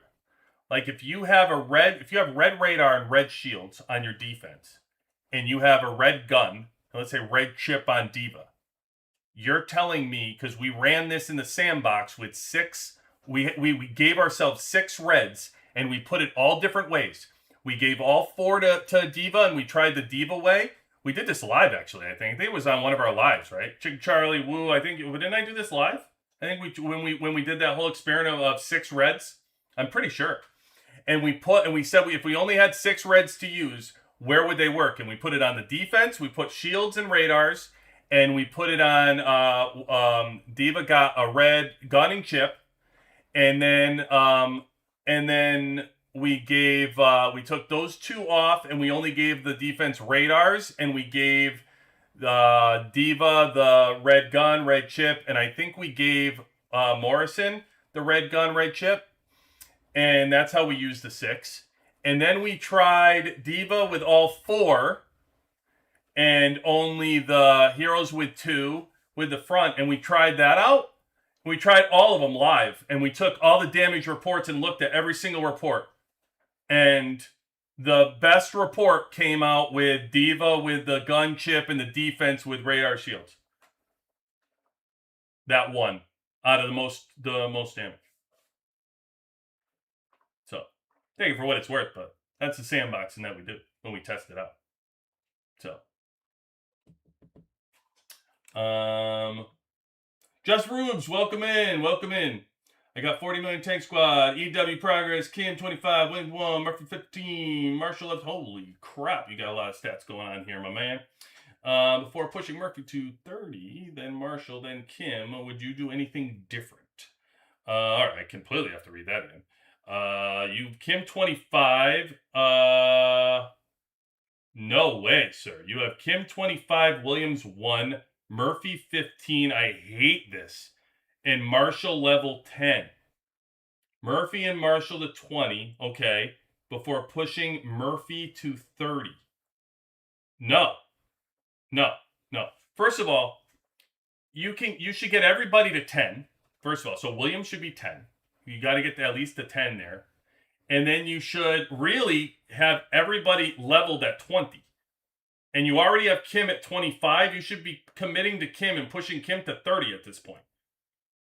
Kim is halfway there. You've already got Kim halfway there. You're not getting anything out of Kim sitting at 25. You got to get Kim to 30 now. And then you can come back. And if you want to do the next one at 30, then go ahead. Pick, you want to pick Murphy. Okay, but you already pushed Kim to 25. It does you no good having her sit there without the bonus at 30. Push her. That's the least amount of shards that it's going to take for you to get somebody to 30 to get their bonus. And get everybody to 20 anyway. Before you even do that, because you want everybody leveled out. You're getting the 7.5% bump at 20.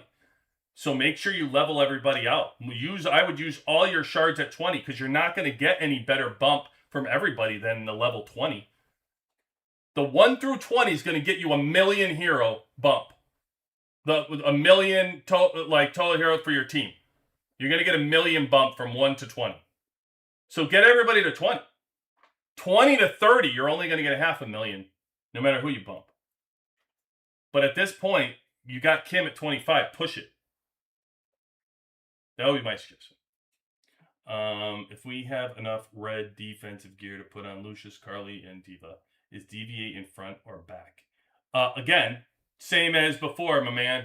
So you can put it on Diva in the front, but I would put the defensive gear on Lucius, have the offensive gear on Diva, and put her in the back. You're going, again, run your own. What I suggest is don't take anybody's advice. See it for yourself. Run your own reports. Just make sure when you're getting a battle report, hit the same exact person. We have Winter Storm tonight.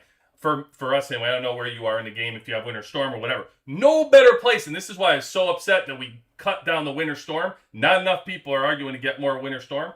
But you get Winter Storm, man, it's a perfect opportunity for you. Put Kim in front, hit the same person 3-4 times. Even if you're losing, even if it doesn't work for you. Just hit them with the air squad 4 times in a row. I would rather have you lose, actually. You see better battle reports if you can see a loss than a win. Because you don't know how much more they could have done in a win because you won. So if you win early.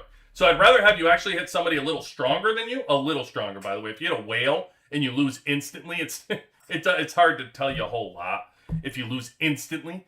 But if you hit somebody that's a little bit stronger than you, hit them 4 times. Lose on purpose. And then look at those battle reports after Winter Storm is done. And do it for yourself. If you put, my guess is, what you're going to see from the things we have gotten is if you run that report with Diva in front, you are going to see drastically different damage numbers on Diva. You're going to see one number that's completely through the roof, and you're like, oh, that's awesome. Then you're going to look at another and go, what the hell happened there? And you're going to see another one. You have to look at that, and that's what you're going to see. And then you put it on Lucius. I bet you put on Lucius in the deep, and you put him in front. And you put Diva in the back, and you're going to see that variable numbers are going to come down.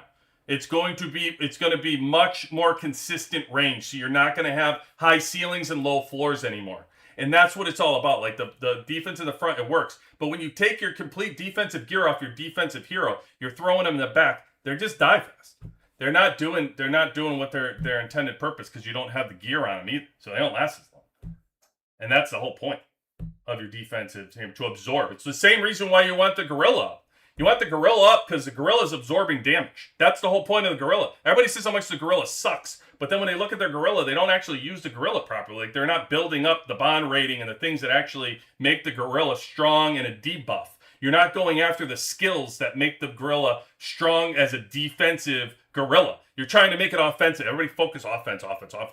But that's not what the gorilla's for. So it's the same thing here. You're going offense, offense, offense, very aggressive. Offense is great when you're building gear and you're doing like the red gear, because you have to have like Diva's too strong to not want to be offensive. Like, oh my God, the damage that she does is absolutely incredible.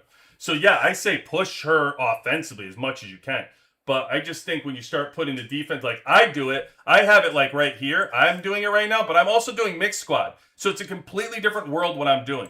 Because I'm trying to use the 4+1 card to see how viable it is and actually test the battle reports. So I'm actually doing it the same reason I'm telling you to do it, because I'm actually testing. This is not my format. You'll see here I have Lucius in the back on this one. I have a hero in the front.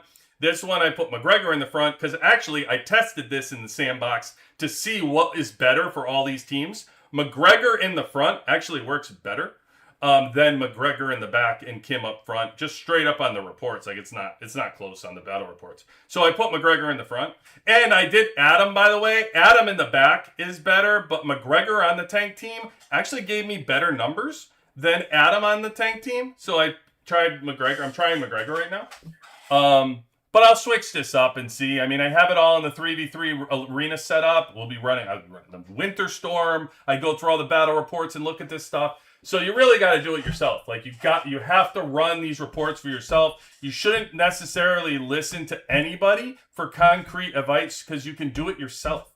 You know what I mean? Like, there's no reason. That's why everybody says how stupid this is. Don't say this. Don't say you're dumb to do this. No, nothing's dumb. Like, I don't know. It's all viable. Just run the reports yourself. The only reason why I do it is I run the reports myself and I find out all this evidence. Like, I'm not just randomly doing stuff and listen to random people and doing all this. I actually test it. And that's what we're all about. That's what WWC is all about. Actually testing stuff instead of talking about it. So that's why I started by saying the 3v3 arena. We're going to have all the battle reports to show. How is the 4+1 card? And we probably also test the exclusive weapon if I choose to up Fiona. I use Kim and Diva in the front row, but with EW level 30 with 100 points and all the equipment is red. Yep. You're using Kim and Diva in the front row? Is that what you're saying, Avis?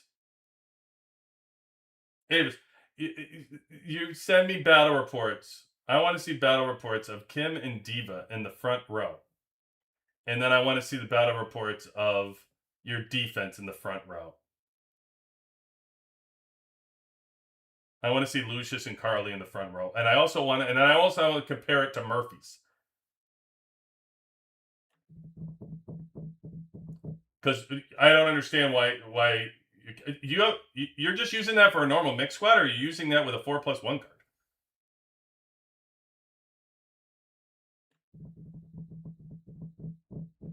I don't know. I have an immense amount of questions for you, Avis. I got to dive into all what you're doing. I need battle reports to actually look at like what it's better than, because I can't see that. One question on that card 4+1, but isn't it better for Kim instead of Murphy? Oh yeah, that's what Avis is saying, for Kim instead of Murphy. I ran all the mixed squad stuff, and Kim did not do better than Murphy in the air squad. If that's your question, at least for that was not with the 4+1 card. That was straight up. But in the last season, the 4+1 card, Murphy was better than Kim. We could run that too. I could run that tonight in Winter Storm. We could test it out. I mean, I have my Kim is my tank team is all exclusive 30. So I have Kim to 30. I have Murphy to 30. I have all my heirs to 30. We can test this out in Winter Storm and prove all this tonight. Get all these questions done. Plus, I got the 4+1 card. So we got it all right here, my man. Got it all right here.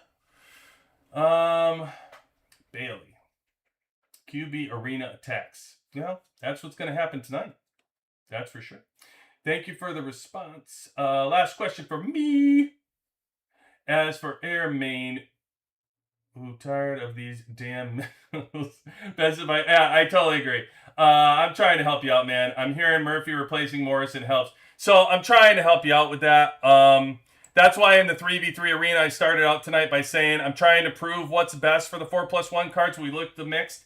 I really don't know that there's, like, everybody can say what they want that's a viable excuse, but like I said, the people that attacked, we can actually look at some of the reports I have. I can actually show you from the arena tonight, like this Lone Shark right here. I can show you he beat me with my mix squad. I can show you the difference right now. Okay, all right, Alejandro, right now, let's go. You ready? You ready? Let's go. Let's do some. Let's look at some sandboxing. That's what we like to do around here.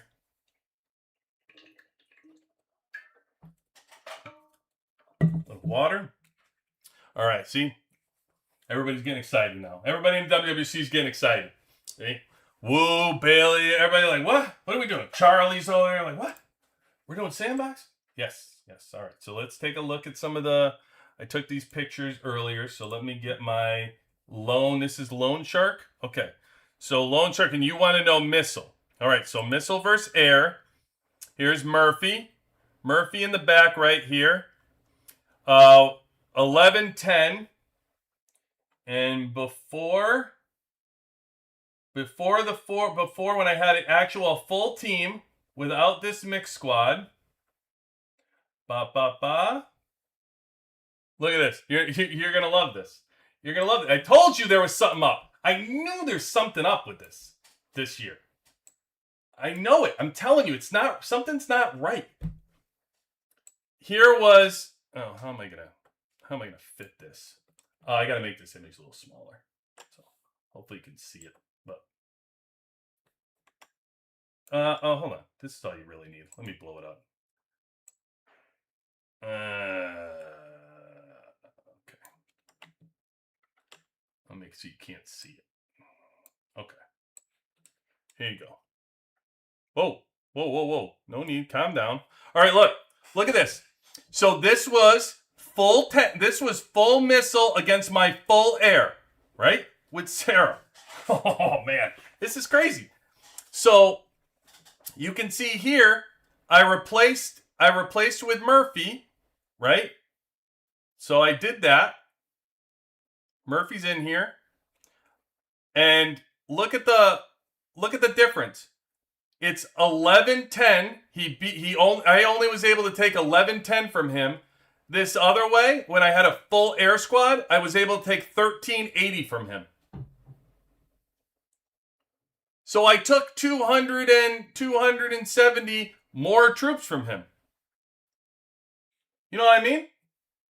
So there's your answer, Alejandro. I don't know, but the 4+1 card at level 1, don't worry, I'll be doing this every single day with the same exact players. I still need to compare like 5 other ones that I took screenshots of. I'll be comparing every single one in here to see the difference of using a mixed lineup versus this.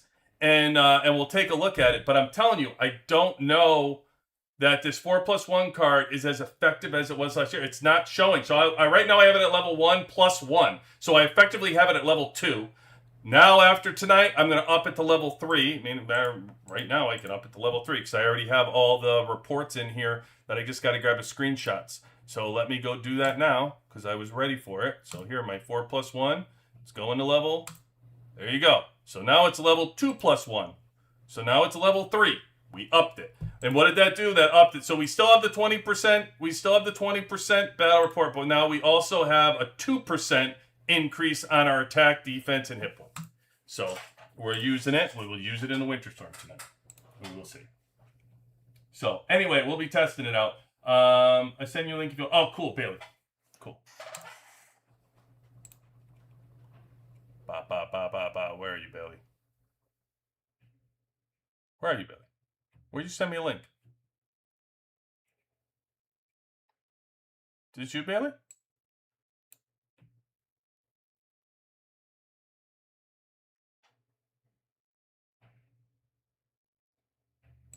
Is this it?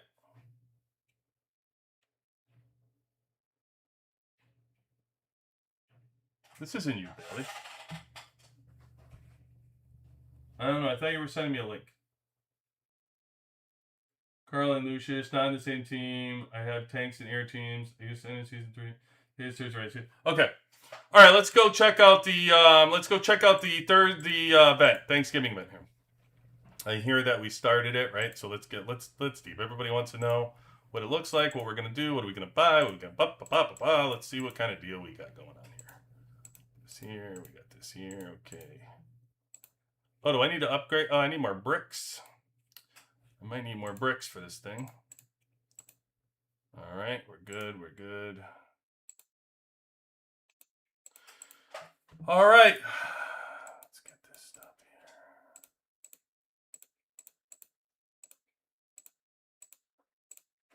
here. Okay. All right, what do we got here? Path of Gratitude. We heard about this. All right, not surprised. Oh, well, it's just eating. It's just eating. We were hoping that he was going to throw the turkey leg. He's just eating it. So, and he looks very upset about it, by the way. That skin looks incredibly tough. He should have deep fried it. Am I right? Yeah, I'm right. All right, what do we got going on here? What's 500 going to get us? Extra rewards of tiers after purchase. Okay, so some level 5 drones. We get the roasted turkey legs. We get the emote. I mean, guys that are in season 5, like, seriously? I mean, okay, well, you're getting 80 drone parts. That's pretty good. 1,500 diamonds and 80 drone parts, 2 level 2 drone, 22 RSS, gold RSS. Yeah, I mean, and 500 diamonds. So you're getting 2,000 diamonds, 80 gears, 80 of the drone parts. This is what's making me. That's a lot. That's a lot of RSS for all you out there low spenders looking for RSS that you struggle with. Like, that's a lot of gold. That's a lot of gold. Yeah, I mean, listen, you get my approval. That's a good one. I think that's a pretty good deal. I would say yes. I would move forward with that.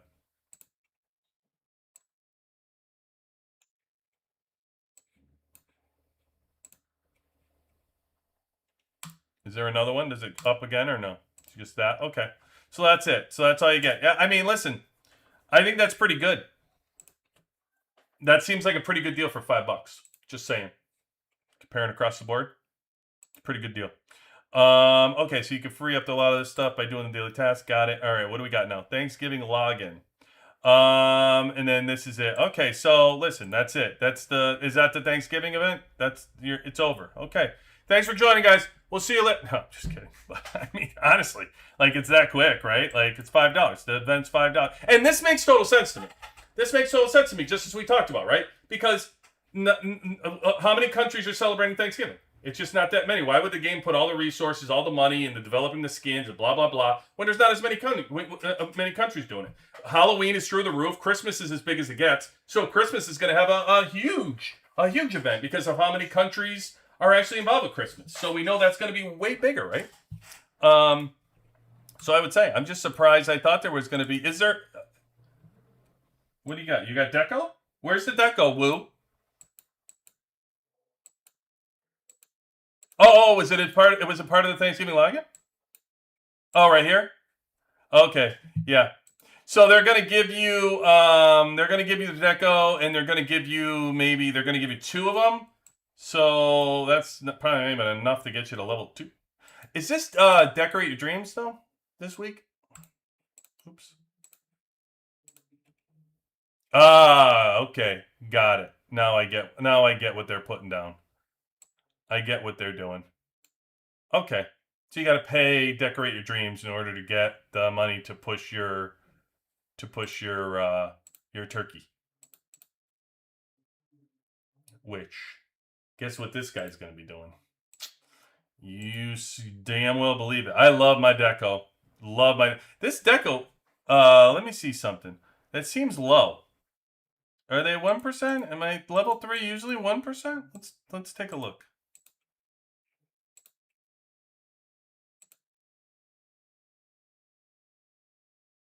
Oh, good. Another thing I could stick in the corner.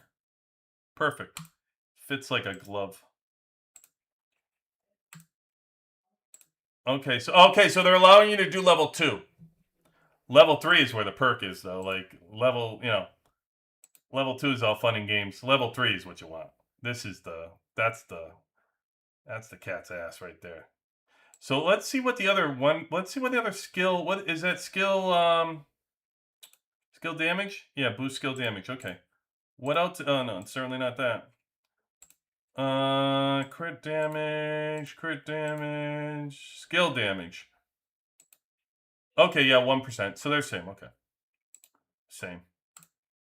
All right, yeah. So I'll be pushing this to at least 3 immediately, because that's where the perks. So they're gonna give you 2, push it to 3.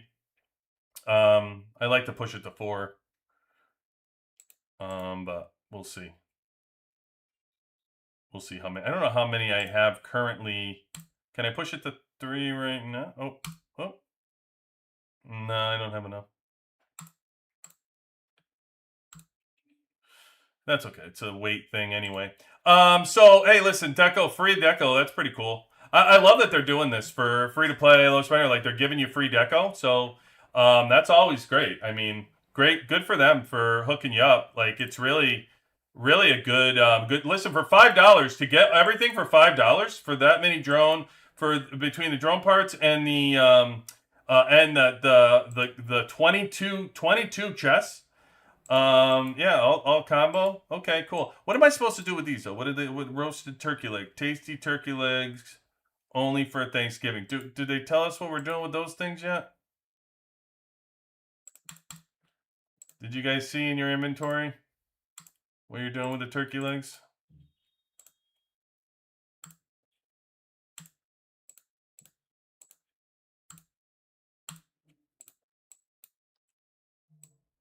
Where did I not get them yet? I might not have even opened it up yet. All right, let's complete some daily tasks so I can actually get some of the turkey legs and see what the heck we're doing.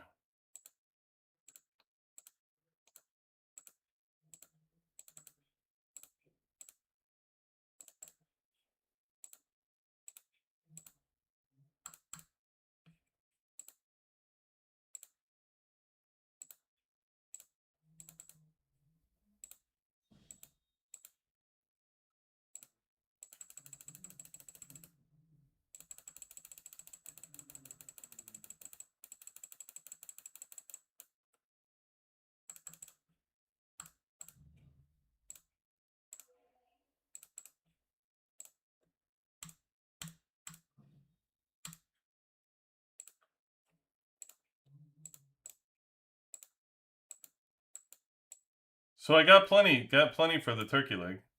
So where the heck did the turkey legs go?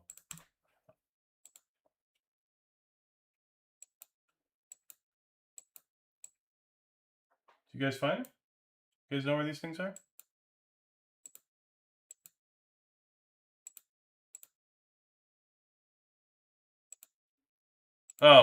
Oh, you just give them out?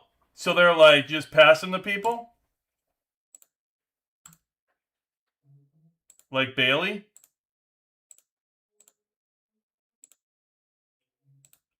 There you go, Bailey. 404E and feed. We're trying to see a war here. So according to Bailey, which is a dumb idea on your server, by the way. And sorry, like, I don't know if you guys have any other questions. The Thanksgiving event seems pretty straightforward. I love it. I think it's great for free-to-play low spenders. I love that the game is kind of giving out those rewards for everybody that's crapping on the game and the developers. I think that's great what they're doing. They're kind of giving away a lot of that stuff. I mean, Deco's awesome. So the fact they're doing that is pretty cool. And they're not asking everybody to spend a ton of money. So everybody should be happy about that. Win-win. Everybody was in the season, outside the season. So Bailey said there is a civil war going on her server during the season, which is wild. Because you should never fight during the season. And so it's with this team, 404. Hold on. Bailey's saying, Bailey, did you give me? Oh, of course, Bailey, you are welcome. You're sweet to us. 404E and feed. 404. Oh, what Vader got for me? Oh, Vader. Vader, are you serious? You with this emoji? Okay. Stories we're thankful for. I'm sure you guys are incredibly interested. Let's see. Feed. Where's feed? Oh, there they are. All right, so the war is between this team and this team. Okay, got it. But there's no war going on right now. I mean, these people aren't even shielded. So it can't be that big of a war. Let's see who's more powerful in this battle.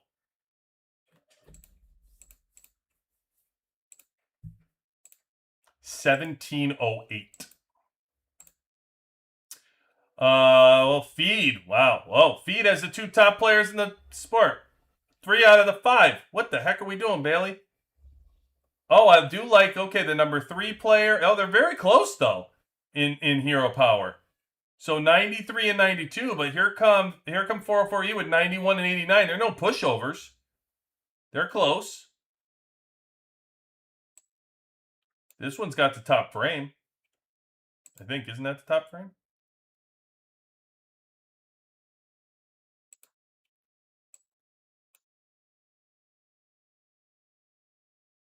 And then okay, this is a good fight.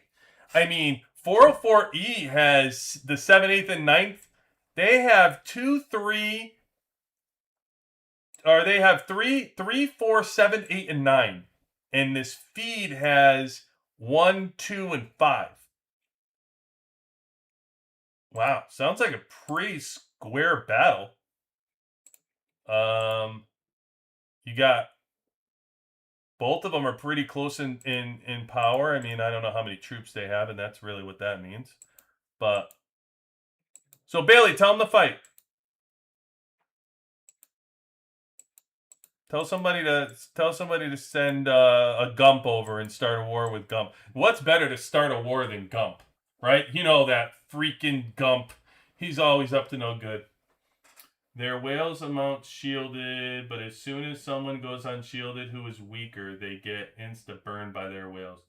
It's not my server. Oh, it's not your server? Oh, okay. Well, now I really want to see him fight, but so what do you mean? So they both have whales though, Bailey. So both teams are burning each other's like lower hit point players? Like how weak is that? That's right, Lou. And Gump we trust. Bailey, how weak is that? They're just attacking the low players in the team? Like, wow. That's pretty weak. Like, honestly. I mean, I'm showing I mean, if anybody's going to attack anybody right now, like 404E is pretty weak because I'm showing people unshielded over here. They seem very weak. 125, 124. This one's 41. They might be like crap accounts. They don't look very serious, but maybe they know that. Maybe they're not actually. Yeah, look at these teams. I mean, it's crazy. Look at everybody else unshielded. This is kind of funny, right? Look how everybody else is unshielded. God, I love this game. Look at everybody else is unshielded. And then look, unshielded. It's so awesome, guys. Unshielded. Like there's a couple of random, but look at all the unshielded bases. And then look at this. Just random. Like this team is completely shielded out of nowhere. And then you come over unshielded, and then they're completely shielded. Oh, that's awesome. That's so funny to me. Oh, man. I just want to, I mean, I'm looking to watch fight. Like, if they're going to fight, what better time than now? But, all right. Maybe I'll follow up with their leader and tell them, hey, if you're gonna make a move, send me a link. I want to watch it. What's better than that? Who doesn't like fighting? Better than me watching people kill zombies. By the way, so just to give you an update on season 5 real quick, on what's happening. I'm not entirely sure when we're going to be fighting. Is Eric out there tonight? By the way, I had a question for Eric. There was a question for my alliance. Eric, you out there? See if Eric's out there tonight. Are anybody out there from server 3 through whatever, 68? Who's ahead? I had a question. Eric was our source. Or Sting. I had a question about the fighting. So look at what's going on right now for season 2. So there's a whole lot of posturing, but not a lot of fighting. So look at where we are right now. We're making a lot of moves in territory. So you can see this orange right now. Did I read your comment up there, Miller? Anybody's comment over?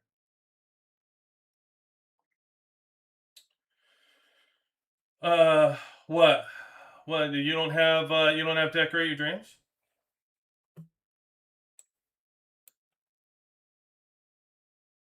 But you're on a different schedule. Is that what you're talking about? You have Bounty Hunter this week? So right now, if you look at Orange is FS4. They are along here. FS4. I asked you if you have Bounty Hunter, and you respond with you got Carly and Lucius to 30. 73, 1274. Cool. Good stuff, man. Congrats. Is it worth to continue upgrading exclusive beyond? No. That's a quick one. Shot. That's a quick one. 0. Nope. Surely is not. Even if you do it like there was a VIP 18 on here that did it and told me the numbers, and it was like 4,500 exclusive shards were used, and I think they got like 300,000 power or something like that out of it. Something ridiculous. So no, you're better off once you get to that level. You're better off upgrading your wall. You probably get more power out of upgrading your wall with the percentages than you're gonna. You use the shards instead of the exclusive. Go back to regular shards instead of exclusive shards, because you're better off like upgrading your wall at that point. You're just not getting the points. B in the house. Welcome in, buddy. Welcome in, man. Happy Thanksgiving, B. Everybody wish I had B happy Thanksgiving. Good man right there. And B got the train tonight. Look at this. Look at B with the train. I see you, baller. Look at Hulk picked him for the train. Yes, sir. Good work, my man. Happy Thanksgiving, man.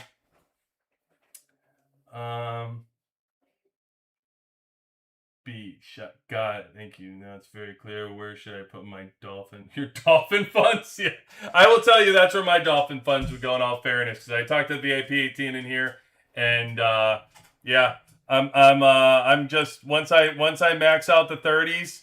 Right now, I was saving them for this season, obviously, because I needed to do another round of 30. We need to push 3 more that we need to get there. But yeah, I'm 100% shifting the wall.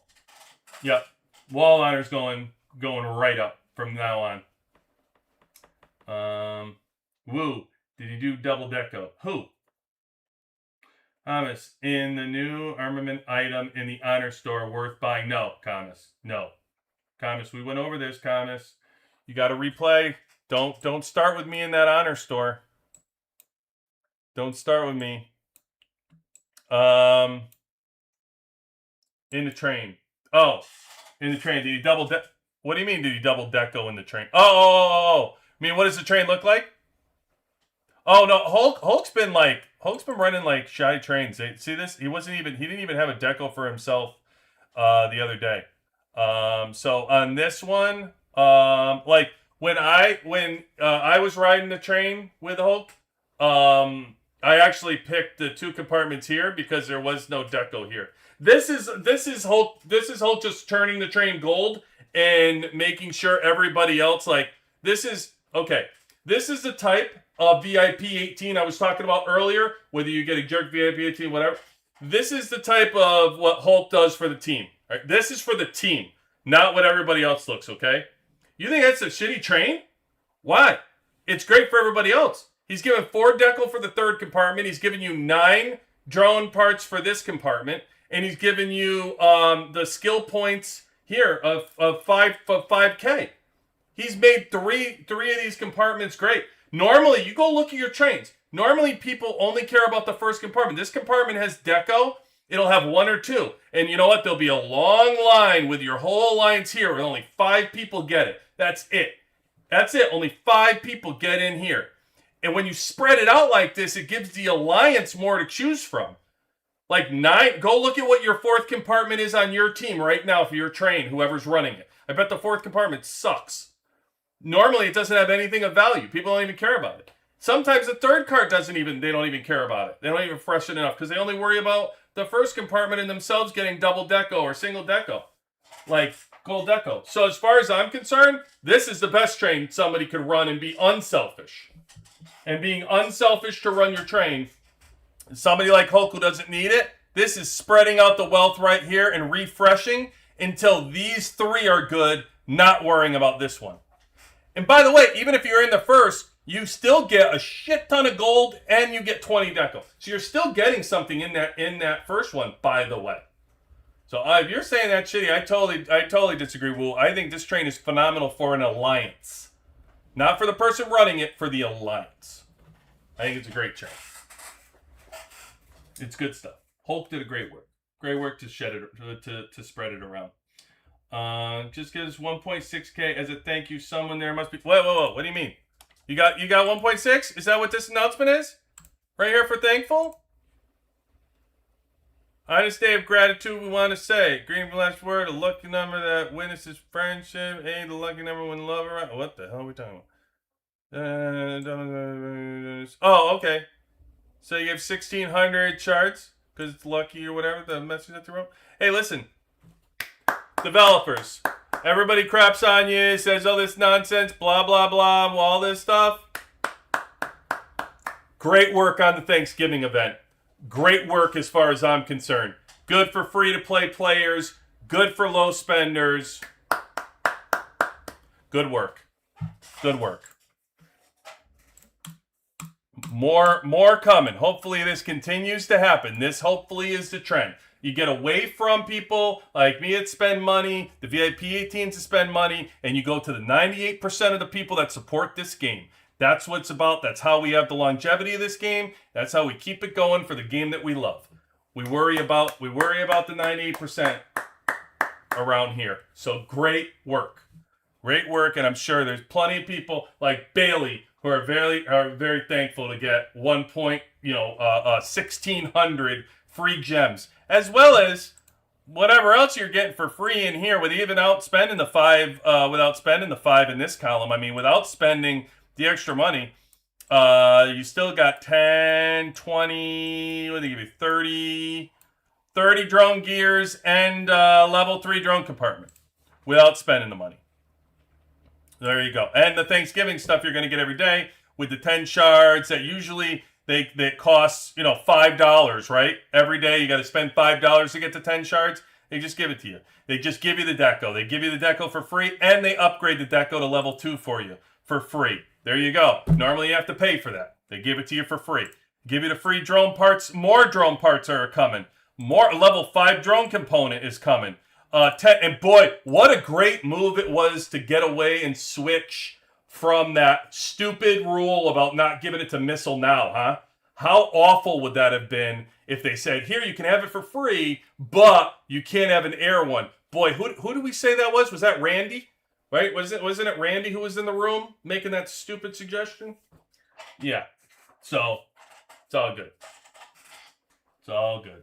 Big fan. Big fan. It's such great value. I was worried it was going to be like Halloween, where it's mostly about spending. No doubt. No doubt. It's a win for the developers. I like to hear it. I like to hear it. Arrow. We will say Arrow. Welcome in. Welcome into the community. Glad to have you in. Glad to have you in. Of course you love free stuff. Of course. Stelly, it's nonsense if all get. I don't understand. I'm missing. What do you mean if it's nonsense if all get? I don't get it. Arrow, thanks, mate. Did enjoy our last combo last time. Yep. Welcome in. Welcome in. Did you were enjoying your 1,600 or your 1,600 free diamonds? I'll tell you, this is a lot of boxes for $5. I still say this is a lot of RSS. For those that are looking for RSS, I usually tell you, like, I wouldn't pay for RSS, but I'll tell you what, 22 boxes for $5 is a lot. Plus the drone parts, that's a lot for $5. That's pretty good. It's pretty good. Not that I'm telling you to spend. If you're free to play, just take your free stuff and move about your business. But that's pretty cool. Pretty cool to see. So, you were expecting a lot more. Of course you were expecting a lot more drone parts. What do you want for free? You got I mean, well, how many drone parts do you want? It takes you a month to get the weekly pass. Is the best deal for drone parts, and you get 420 for $20. But that takes you an entire month to get. They're giving you 110 for $5. I mean, it seems like pretty good considering you get 22 chests on top of it. That's the real deal. Like, how much do they charge for RSS around here? Gold, right? So they give you 21 gold for $5. So really, they're doubling the value right there, just on the gold and the drone parts, which is usually $10 by itself there. Then on top of it, what else did they give? Oh, the diamonds. They gave you, what was it, like 20, what was it, 2,000 or 3,000 diamonds? Oh, I had the picture.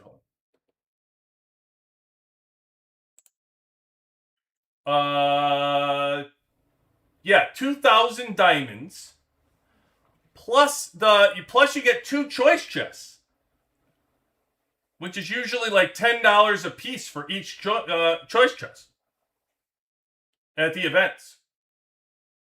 So, I mean, if you're not happy with this stuff, then I can't help you. I don't know. It's you don't have to spend the $5. They're giving you the free stuff. You don't have to spend $5. I mean, wow. If you're finding a problem with this, you're gonna find a problem with anything. I can tell you that right now. I mean, honestly, like the turkey legs. It looks like you just give them out, like the stuff. Yeah, I gotta tell you, Arrow. Around here, we're very happy with the free stuff they give, and like if it's free to play and low spender, you get free stuff. It's good. And so you're not gonna find us being upset about this stuff. This is really good. Really good way, good direction for the game to go. For them to give out free stuff like this, I think it's a very good for them to do that. I think they did well. So right here, you can give the emote right here of the guy with eating his turkey leg is right here. And then if you want to give out the gift, where's the gift? I think I gave one to Bailey, right here. Oh, she gave one back to me. Thank you, Bailey. I got a turkey leg too. See, I have one. I have now a turkey leg in my profile. So there you go. Thank you, Bailey.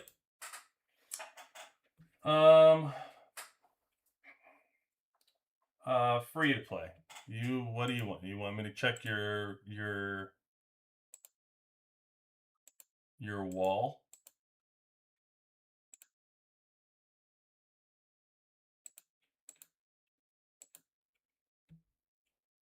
You on the right? Yeah, it's good. 2.8 million. Yeah, that's healthy. You're well on your way. It's good. You're probably in you in 300s? Probably in 300s, right? For at least tank. And you probably got some maybe 300s going for you, right? You probably 300s, right? I would imagine. Imagine. Okay. QB, I want your opinion on why chip should be upped on main damage dealer versus taking radar guns to 4 first, or even armor to 2, because that's the only thing I don't truly for Diva. For your air, I believe, right? Diva. For Diva, you want 100. You want everything offensive for Diva. So I would up offensive for Diva to push her. I always push her gun and her chip. So for that air team, you always need Diva to be as her damage should be your number one priority for air. Is just pushing Diva's damage. And then I build the wall in front of Diva to fight. There's even an argument to be made you could up the gun on Morrison, Diva and Morrison. But the chip is the only thing I worry about on Diva. I do the gun and the chip for Diva, and then I switch to offense or defense in front of her, and then I shift to her radar and her shield, because she's just too important. She's driving like the majority of the damage for air. If you look at the damage, just look at your statistics in your damage report. So. Why not armored 2? For who? For her? Because I want my armor on my defensive heroes. You can't. You can't upgrade everything. You don't have enough. So yeah, why not armor to 2? What do you mean armor to 2? If you have the prince, then put it to 2. Go 2.4 if you have it. Well, I mean, if you have the prints, I don't even worry. I only worry about the 2.4 stuff, the 2.4, 2.4s, 1.4s, like all that. I only worry about that when I don't have the if I have prints to use, I'm going to use my prints first for my ore, and then when I run out of prints, then I go push everything to 0.4 because I'm out of prints. So I'm going to use my ore in, the best way I can in the same order. You said to me, go radar on defense. Correct. Defense, especially where you are, radar on defense first is to 4 first. Just wondering by not go armor and radar up the... No. So where you are in the game, you're early in the game, radar is way more important than your shield is. Because if you look at your main damage heroes that are going to hit you early on in the game, you're looking at everybody is energy damage. So it's Tesla, Diva, Kim, everybody's energy damage. It happens. Like early in the game, people are doing, you got to worry about those main heroes. And mostly main exclusives are first. You want to kill energy damage first. Radar should always be your priority when you're early in the game. Earlier in the game, no doubt. As you continue to progress, people become more. You start seeing more missiles out there and things. You definitely want to make sure you've already invested in your shields, because that entire, I believe, the entire missile team, except for Tesla, is not energy. I think Tesla is the only energy damage dealer, or the only energy person on the missile team completely. I'm pretty sure. If I remember that correctly. Oops. Physical for McGregor. Physical for Adam.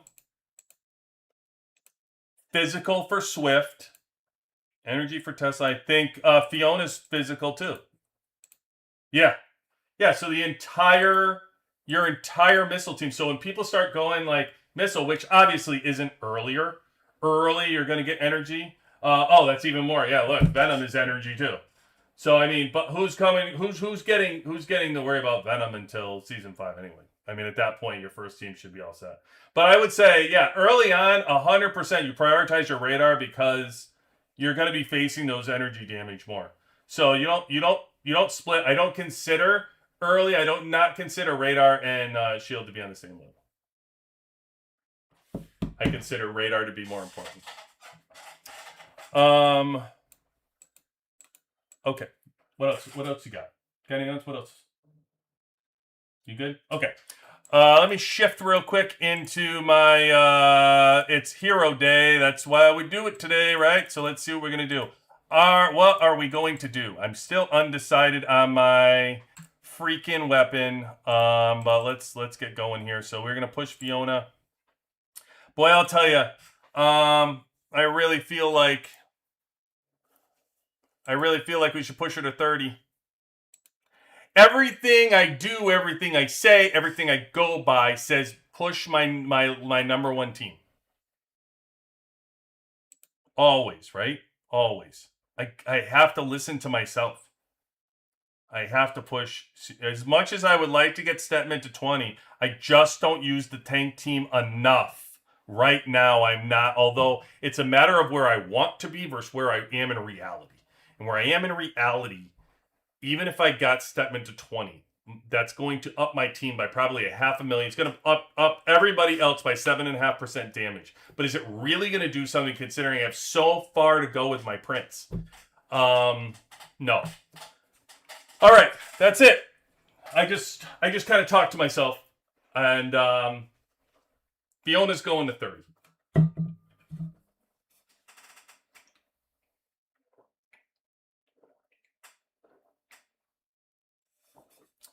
All right.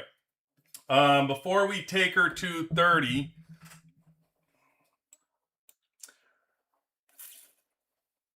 I'm thinking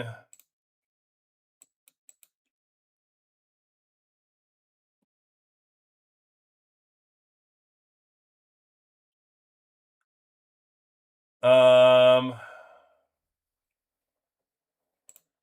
wait a minute.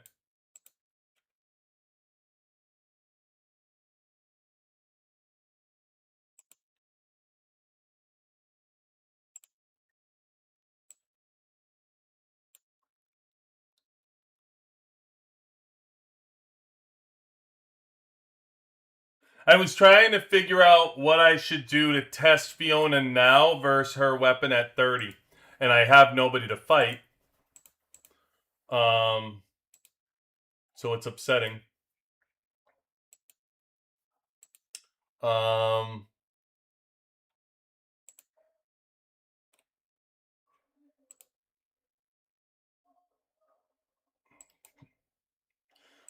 Maybe truck.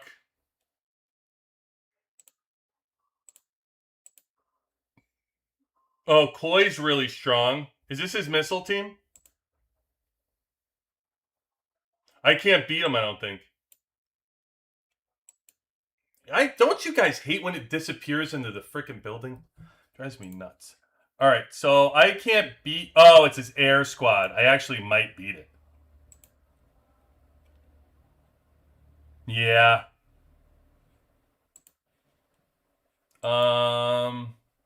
I need let's get a team that we're not gonna beat. We'll be able to tell the damage report. Let's see if we can find another shrine. I wish like Root was on here or like somebody who's a VIP 18. Let's see if Hulk's in. Maybe I can get like a Hulk or a Deerfly or a King. Oh, here he is. Here he is. Okay. Is he missile? Is this missile? Oh, but he's so strong, honestly. Like, he'll beat me so fast, we won't be able to get a true... Like, I'm not even competitive with him. Like, this team is probably so... Watch how strong. He's like 90-something. Yeah, like he's 90. Like, this is not gonna be a good... Like, he's 90 without his gorilla. Actually, you know what? I mean, I'm kidding myself. It's gonna level me. It's not gonna be competitive. I'm telling you. He's too strong everywhere else. It's like with Gorilla, he's really 100. He's 100 million. I'm not going to be competitive with a 100 million team. Believe me, I do a Winter Storm all the time. Oh, here we go. King. What's he got? Okay. Oh, he's probably the same thing. Man. He's 85. Getting better, but still the same. 85 to my 78. Oh, you know what though? Hold on. Yeah, it's 78.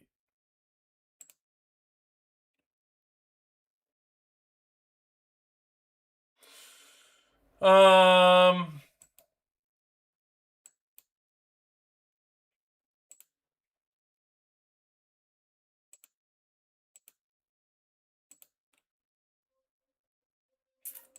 right, let me work this out. Let me work this out. Yeah, or I'm gonna do Fiona the 30. I just wanna attack somebody to test it first. We want to be able to see a before and after. The way we're gonna really tell that is in a battle report. Oh, you want to test it against Shaga? uh, I was hoping to get somebody.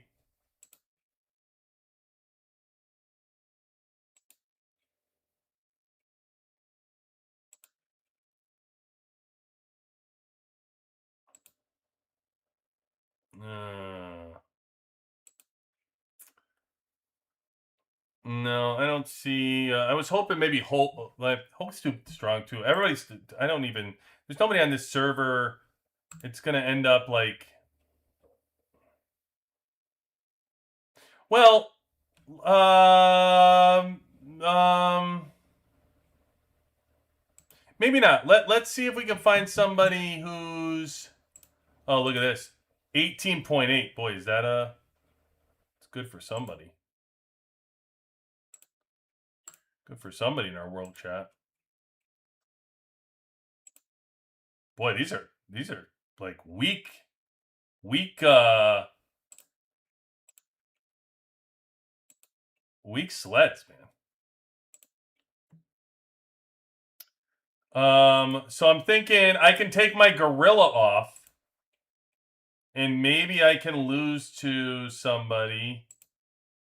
I don't know. Then I got to find him again.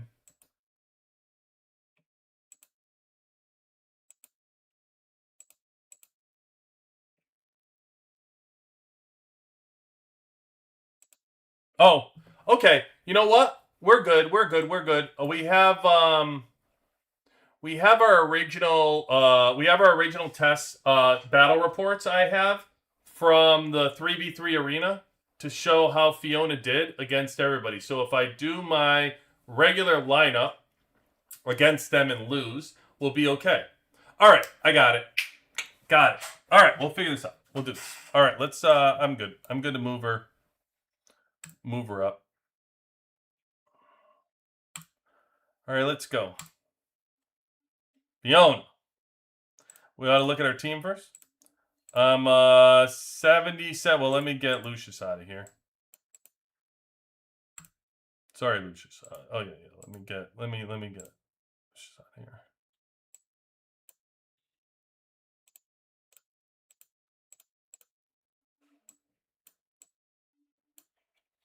All right.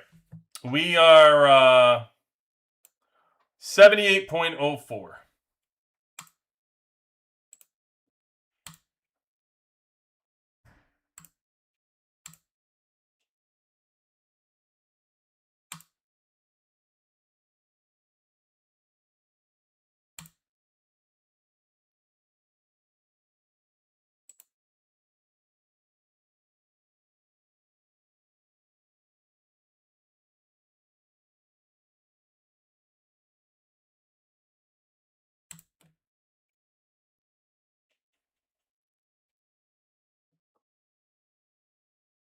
There it is. Chibi 30.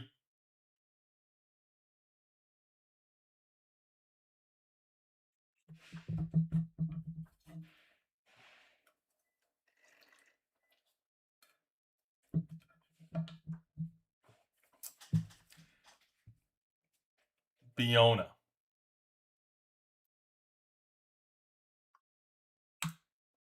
All right. Unlock her specialized weapon, which we will not be touching.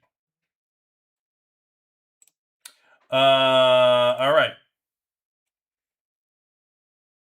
No, that's pretty cool.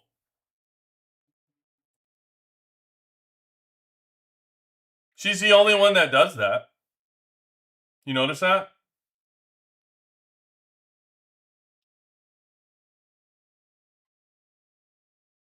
That's pretty cool, huh?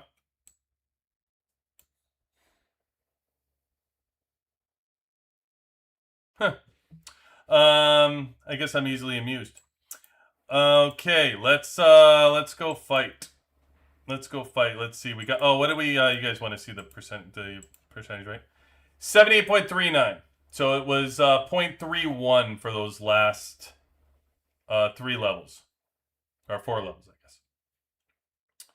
78.39.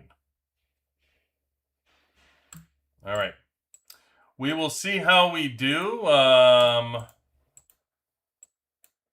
With zombies, we'll see how we do in a fight. This is more important. All right, let's look at who we want to fight. All right, let's take an actual look. Who are our choices here? Somebody who fought me missile on missile. We got to see what missile on missile does. So we have air versus tank.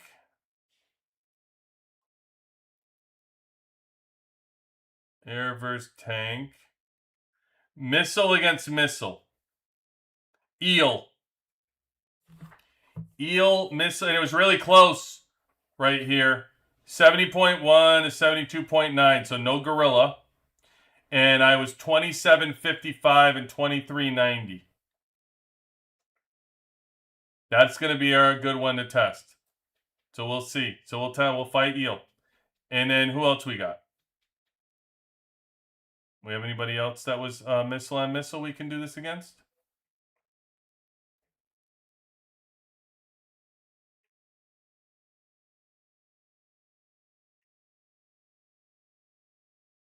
Right here.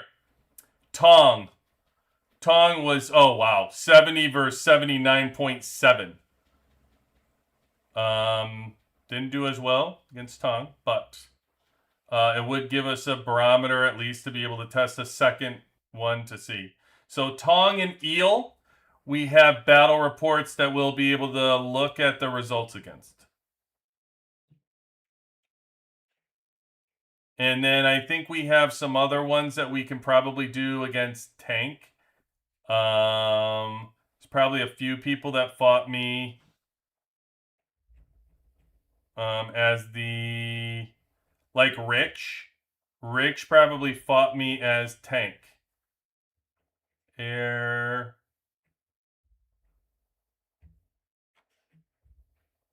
Okay. So Rich, Rich gave up. He threw his tank squad at me. Oh yeah, this is not a good test. I whooped his ass. This is not a good. That's not a good one. Sorry, Rich.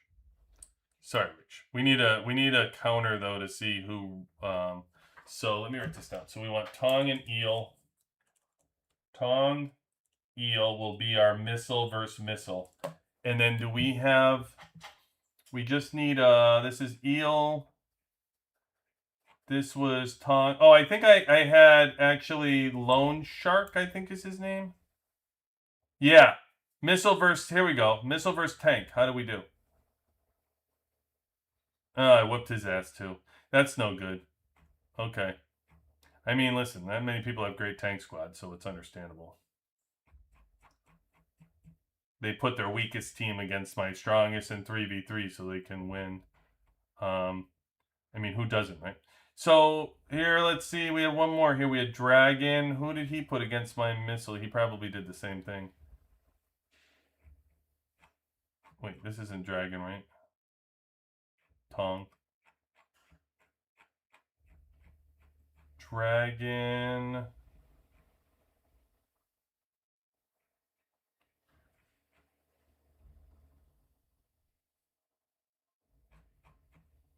Did I not pull that report out from Dragon? I have my air. Maybe I didn't pull that one out for Dragon. I have air and tank. I don't think I have the missile. Yeah, I think I missed it. Okay.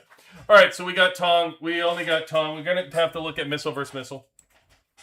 See what we get. All right, let's go. All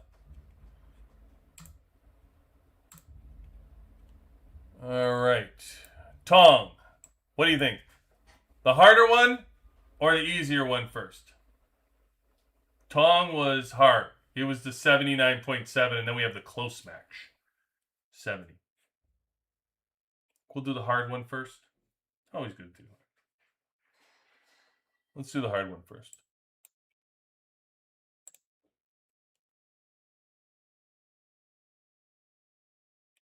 All right. Tong, let's make sure we got our missile lined up with his missile.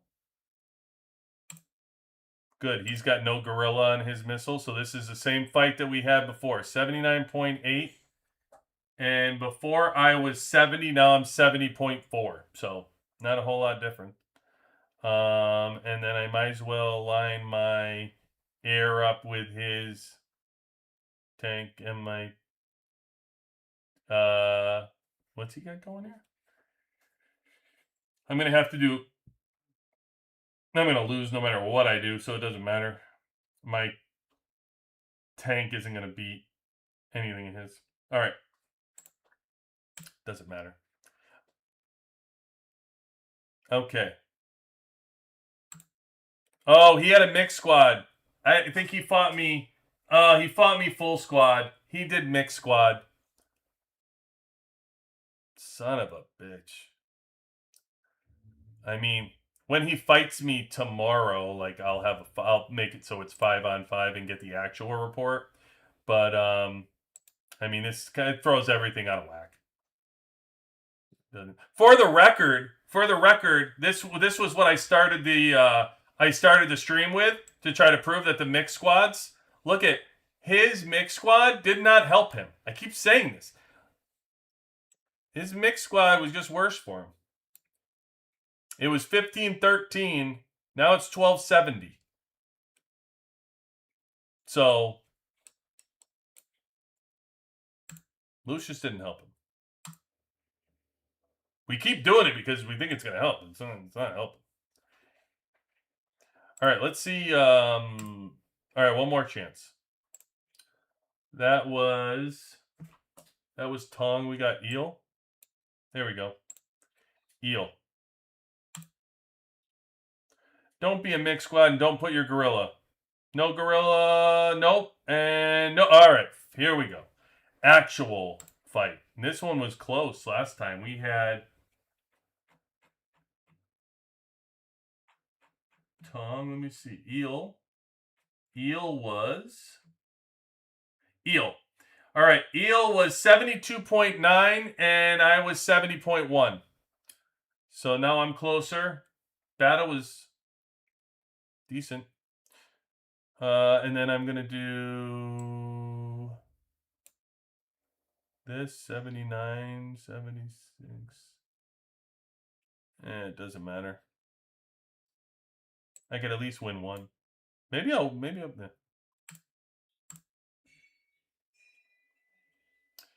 All right. Let's check it out. Well, that didn't work out. Same battle. Battle on battle. He went up. I don't know what he did. He went up by 0.1 when he went up. But you got the same battle. 20. He lost 280 less troops in this battle. Versus the last battle. I was 70.1, 70.4. All the same things. All the same lineup. So, yeah, that didn't work out very well. So if you're thinking there's going to be this massive difference, it certainly didn't play out there. So, I know. Well, a game changer. She completely flipped the card. Um, it might be easy. It might be, but I just like certainly wasn't a game changer, right? I mean, what do you want me to do? We'll run these reports against everybody again. We'll be able to tell better, a little bit better tomorrow, I guess, because I'll run. I switched it out for the 4+1. I mean, we have the 3v3 for a week and a half, so we'll be able to see this a little better when we can put a bunch of reports I'll have for the weekend to be able to look at. I'll switch it back so we can just for the Fiona test. But I mean, yeah. Let's see. I might have like the previous. It might be I don't know. Anybody that Loan Shark?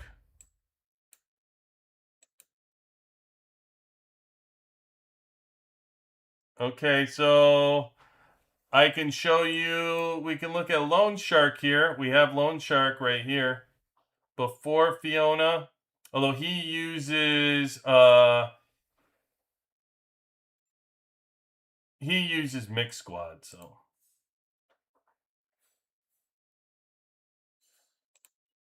he's using Mix Squads.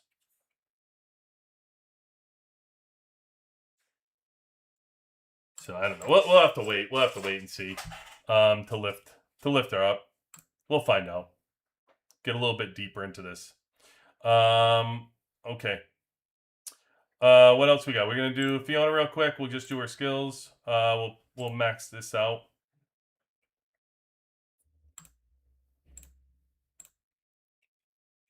We have any left for over here? No. No, we'll wait. We'll max that out next week. Or we'll get that one pretty close anyway.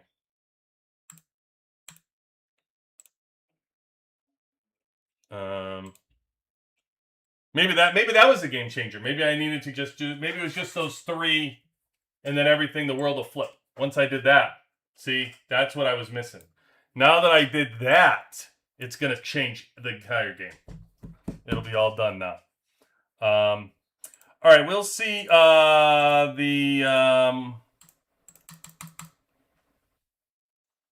have a bunch of. See, what sucks is we can't fight yet. Because I would have a bunch of fights on here, but I don't. I have is Dooms. So where's the Dooms that I fought here at 52? Didn't I fight? I did like a 60. Okay. 64.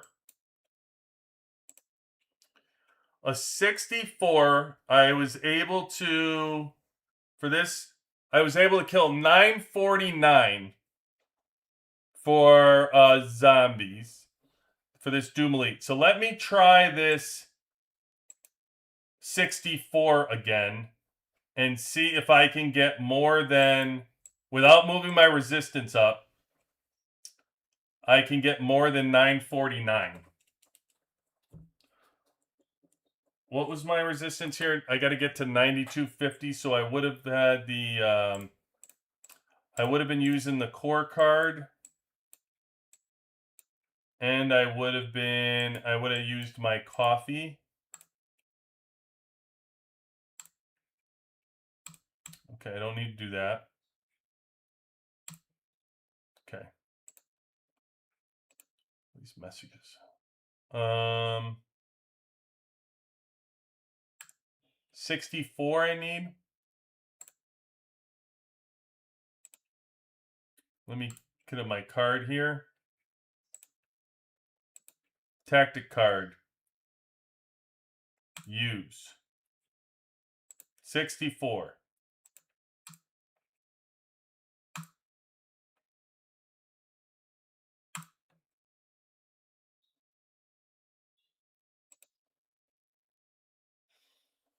All right.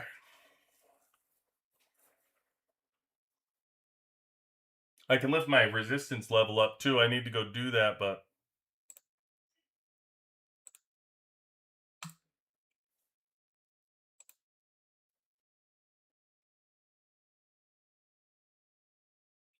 nobody here?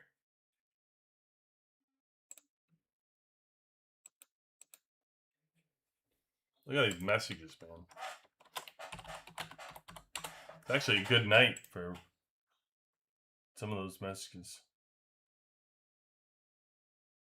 Sometimes these private ones, I get like 99 plus, and then I'm like, oh, gonna be here for hours. Gotta end the stream early. All right, we'll see.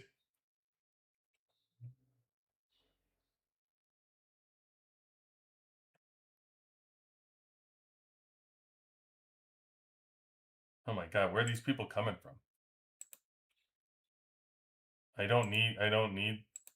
can't reject them.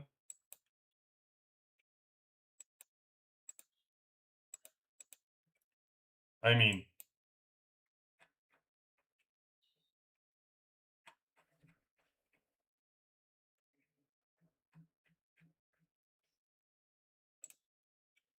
they say tomorrow we can fight yet?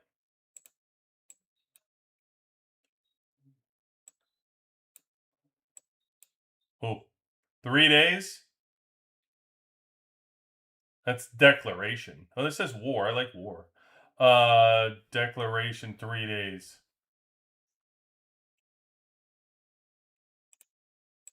What is this, Monday? No, today's Wednesday night, right? So Thursday night, Friday, Saturday. So I wonder, you can declare on Saturday night for what day? Wonder what day. Well, my man wasn't on tonight. I was hoping to get Eric, but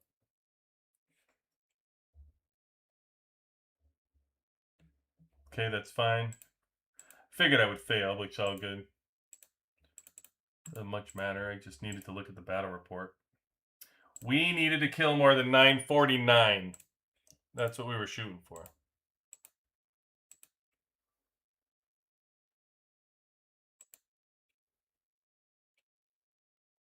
Yep. So instead of 949, we killed 1102. So, I mean, you know what I think happened is Fiona debuffed the gorilla, or the Doom Elite.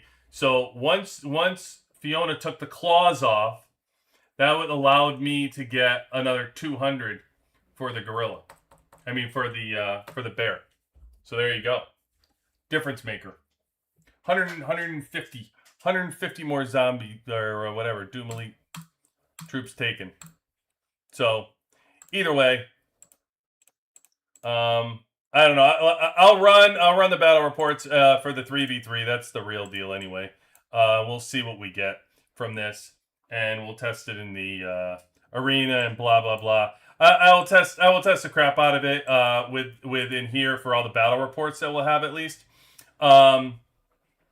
I'm not totally shocked. That's kind of why I did this, Fiona. I'm really interested again in seeing the Stepman, and when we get those battle reports to show the tank versus missile with Stepman at 30. I am going to blow that one up because that is going to be the telltale one, because Stepman's weapon sucks, right? So I think it's going to show that Stepman's weapon is going to be really good.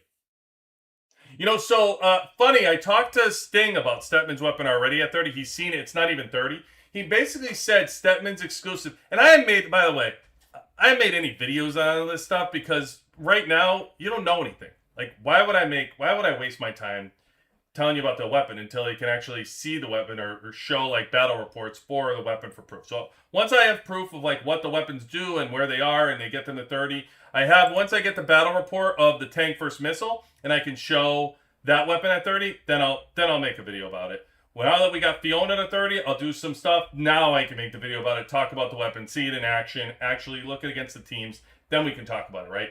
Till we get there, we'll wait. So what he basically said, Sting was telling me, with the people that got Stepman's weapon at 30, it's incredibly powerful. Like absolutely wipes out tank. That's what he said. He was saying that it was wiping out tank in the battle report. Like, watch the video, how powerful Stepman is.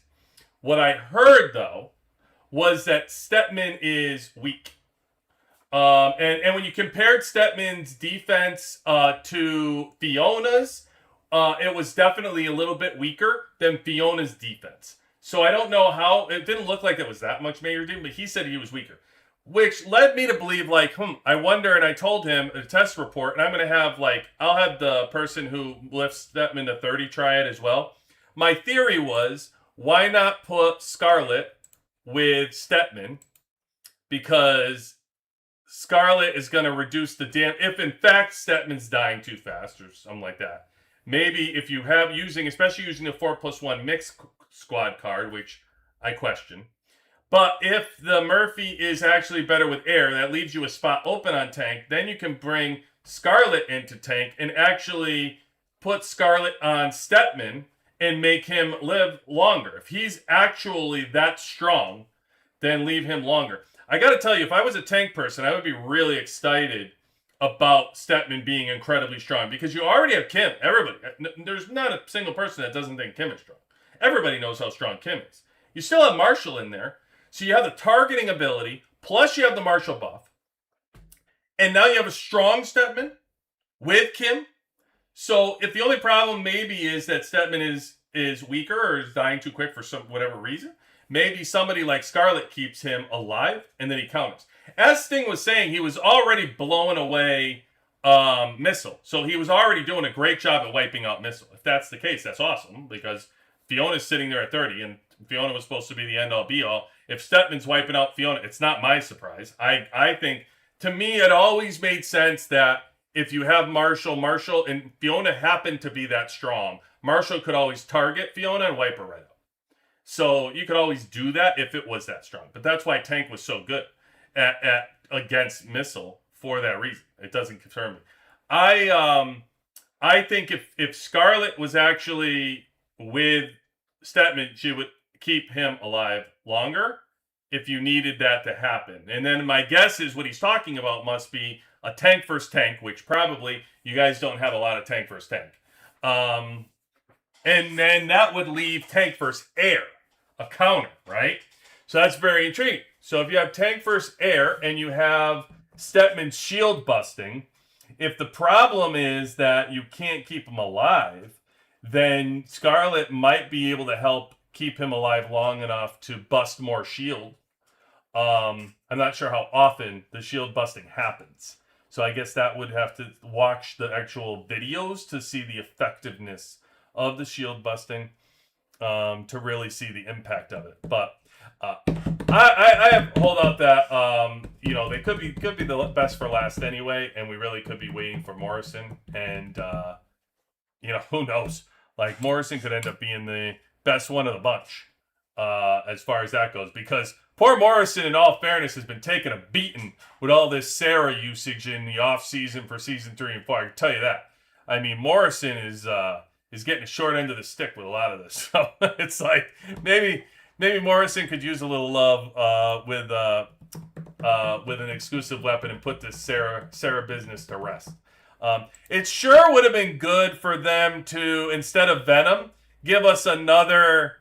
I would have actually think, even if you don't do tank, which I get it, you don't want to do tank and focus only on one team. Okay, whatever. If that's what you want to do, you're not going to give everybody one team to use. It still would have been good if you did, like the helicopter, because you still, if you had an air, then you could have done Sarah in the 4th team and another air. Who else is air? Do we have another air that we have? I know we have here. Do we have one more? We have one more, don't we? Thought so. Oh yeah. Right here, we have Maxwell. Good old Maxwell. How could I forget? How could I forget about Maxwell?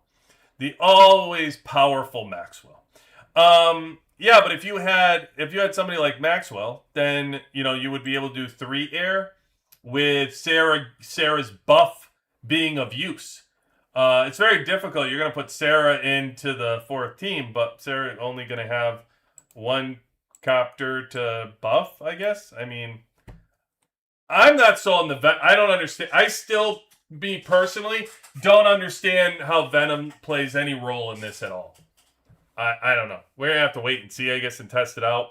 You want to talk about, like, world boss damage? I'm talking about real fighting. Like, you want to get in a war What team are you putting in? What team are you putting Venom on that's going to really bust up and help you?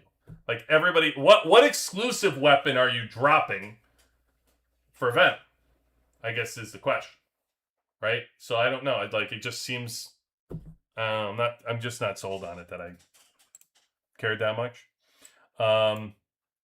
So outside of that, it's kind of like I'd heard originally, like, oh, maybe Venom was getting an exclusive weapon. Now, if that were to happen, that's a little bit more exciting, I guess. So, dude, you know how strong McGregor is?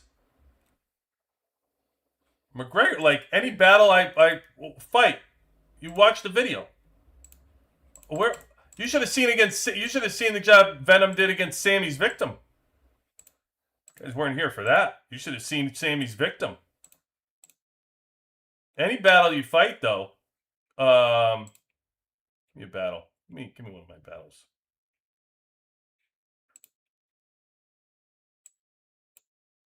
Probably beating everybody. We go to 3v3.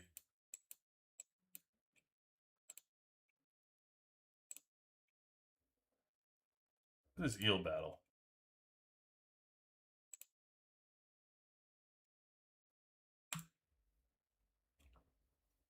McGregor's a friggin' truck. It always bothered me in that Sammy's victim fight because all the damage that McGregor was absorbing is crazy. It was crazy.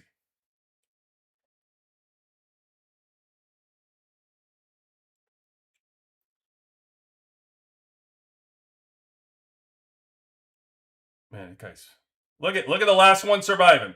How did I know that? Last one. Damage taken, 19.2. Yeah, every battle.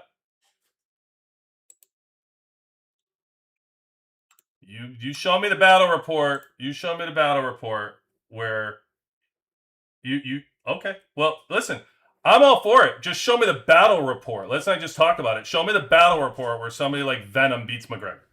That's all I'm saying. I don't talk on just hypotheticals. Like, you got to actually get the proof.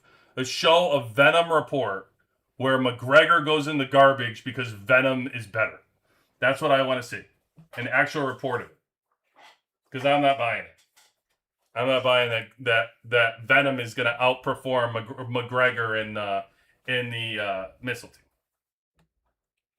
I don't see it. But by all means, I mean, everybody should be right now. When can we get even Venom? I don't even know when everybody can get Venom. I'm so like Venom is such a non-care for me. If Venom does nothing, that I don't care. When does Venom even come out? Can you get him in the? I think it's this. Is it the season battle pass that you get the? Or is it just like the week that he's released with the UR? Because I don't even think the. So here, season 5. It must be a week that he comes out, right? I thought maybe the coin was in the battle pass, but I don't remember when he comes out.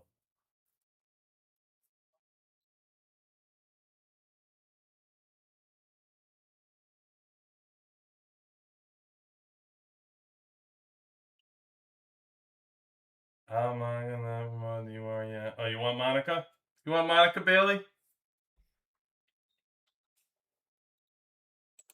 You want Monica?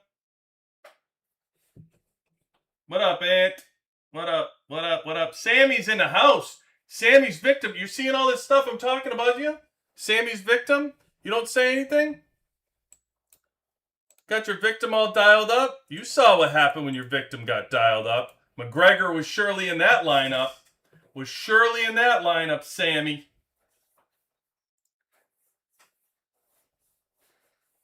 Defensive hero and is a very good attack. I should have looked at your report for that, buddy.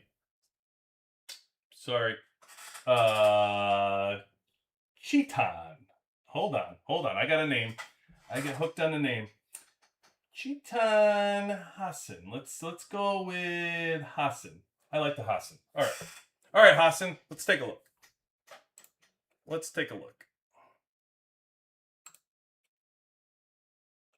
I don't know where. We were in the 3v3, right?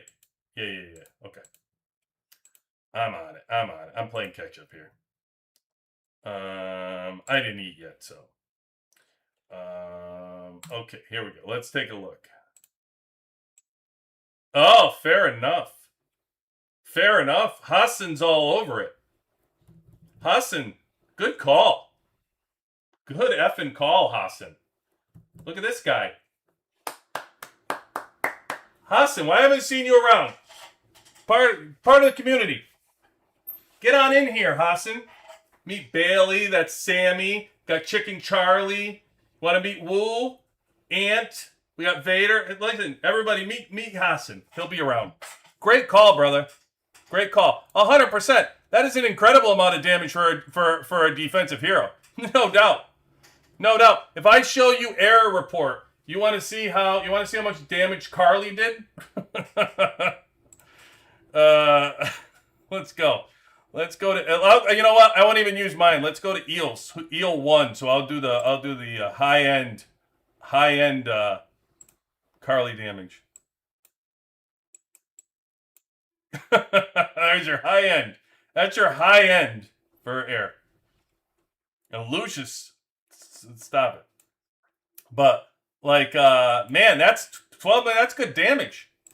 It's good damage, my man. Good call. Good call. Yeah, for a defensive hero. Damn, that is good. That is good stuff.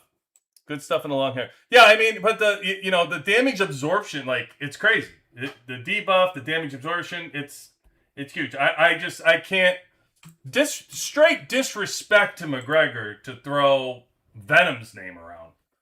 I mean, that's crazy. We haven't even seen that. I don't know when Venom comes out. I don't even think the early servers has Venom. This is all. Is this all just hearsay? Has Venom even come out on the early servers? Has anybody actually got him and put him to 30 yet? Has anybody even seen this? I haven't there. Oh, Eki. Eki in the house. Eki in the house. Eki, I'm about to hop. You want to hop on? You can hop on for 15. I'm about to drop myself in about 15.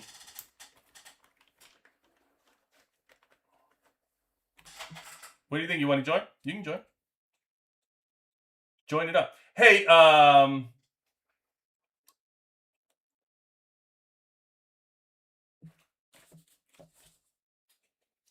okay, so let me get her on. In all fairness, if I'm going to talk about her, then she should be here for it, right? Hey, sorry about that. Becky. I was watching it on my TV, Becky. which No, means we can't like. It's good. I've been I've over as usual. I'm well over. I blame Bailey. It's fine. I messaged you a while ago at 1800. Oh, did you? Yeah. Oh, I wasn't even paying. I'm too busy then running battle reports and getting. I know. Fiona I to saw 30. it, and then I sent you a message in game, and you didn't see that one, and I was like, "All right, third time's a charm. I'll send it to the YouTube." No, yeah, I am all over the place tonight, testing stuff, running stuff around, Yeah. like all off schedule. But did you see the Thanksgiving event? I did. Yeah, Good stuff. I picked up. Yeah, and then I sent a drum leg to my R4 chat, and they're like, "Where did you get this?" I was like, "Cool stuff." Hey, yeah, Eki was on last night. Official debut to come on the show. Have the balls to go on and do a live by herself for an hour. Good work, Eki, to do that.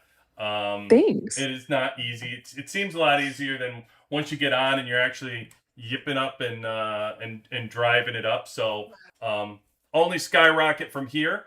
Definitely have a whole bunch of ideas as far as working out the technical nonsense. So don't worry about that. Get that all ironed out easy. But yeah, congrats on getting through the first one. And yeah, it was. Go ahead. It was an experience. No, I happen to also be pet sitting, so I did my first live not in my space, and I think that can change the rhythm of it. Most Mm, of the lives I have done have been in my own area, and so yeah. that was a change of pace. So Yeah. Well, yeah, and hey, then good job. man, our brains can be our own worst enemies, but we don't know it like until way after the fact, and then we're like, "What were you thinking?" Yeah. Hey, So it's all good. It's yeah. all good. And I'd like to actually, with that, also shout out the WWC community. Ah, Seriously, they like were great. the support from the community, guys. Thank you so much. Thank you so much. Our I people showing up for Eki for the debut show. More to come as we move forward and do this stuff, iron it out. So do you have a war? Did you say you guys are going to war? When do you have your war? Your season Oh, 2 our war? yeah. So our we have a couple things going on. So interesting. We had a request made of us by another of our alliances, and so we have to do some navigating in whether or not we break an agreement or how Ooh. you how you Mm, appropriately disengage so we can pretty much be like, let's all battle it out. Like, mm, we're all so close to getting the top rewards. Why don't we just all like go at it and see what happens when the dust settles? mm. You're So it's speaking my so it's language. Mm. yeah, so that's kind of what we're trying to approach is like we're not trying to break the agreement, but we're all so close. Why don't we just go to war and see how it all pans out? So So when are all these wars happening? yeah, so the first one will be our last um, soil war, which will happen on Saturday morning for me, bright and early, bright and freaking early, and then the very next, What's bright and early? 6 7 so a.m. 6:30 in the morning. Okay. All right. I like it. I Yeah, like it. but the missiles can prep at 6 a.m. So that means I'm normally up by 5 a.m. because I try to get a game plan out for everyone. Share a link. Share a link to your server in here. I want to see the Share a link to team. my server. Yeah, I want to see the teams. I want to see Okay. who's fighting who and what are the wars at. Yeah. So one sec. Thank you in my messages. I want to make sure I filtered out the trucks from the war zone because if I had to go back, remember that would be awful, awful. I've Yeah. been So hitting trucks in my war zone. Let me see what that's you said. funny. Let me see. Let me see what you Okay. said. So yeah. So Oh, that's Saturday morning, and then the faction duel battle. Our first one is Sunday morning for me at 6 a.m. So needless to say, I will be having um, early mornings this weekend. hey, Oops. hey, guys. Or All out there for you that are in like older servers. How cool is it to look and see how many people are involved in these servers? Like I saw you had like corner defense going on, and it looked like there were a ton of people in like a corner. Look at this. They're still there. yeah. So It's a ton of I people. just I just built the map to help us all get organized, and then that was our corner defense that we're slowly moving back over. Okay, yeah, So I that's where we saw. all were. Yeah, and then so I kind of use nope. Hmm? Oh, did we lose Jackie? Well, this looks incredible. Like, so if I'm looking at this and I look at the top teams in this server, let me see.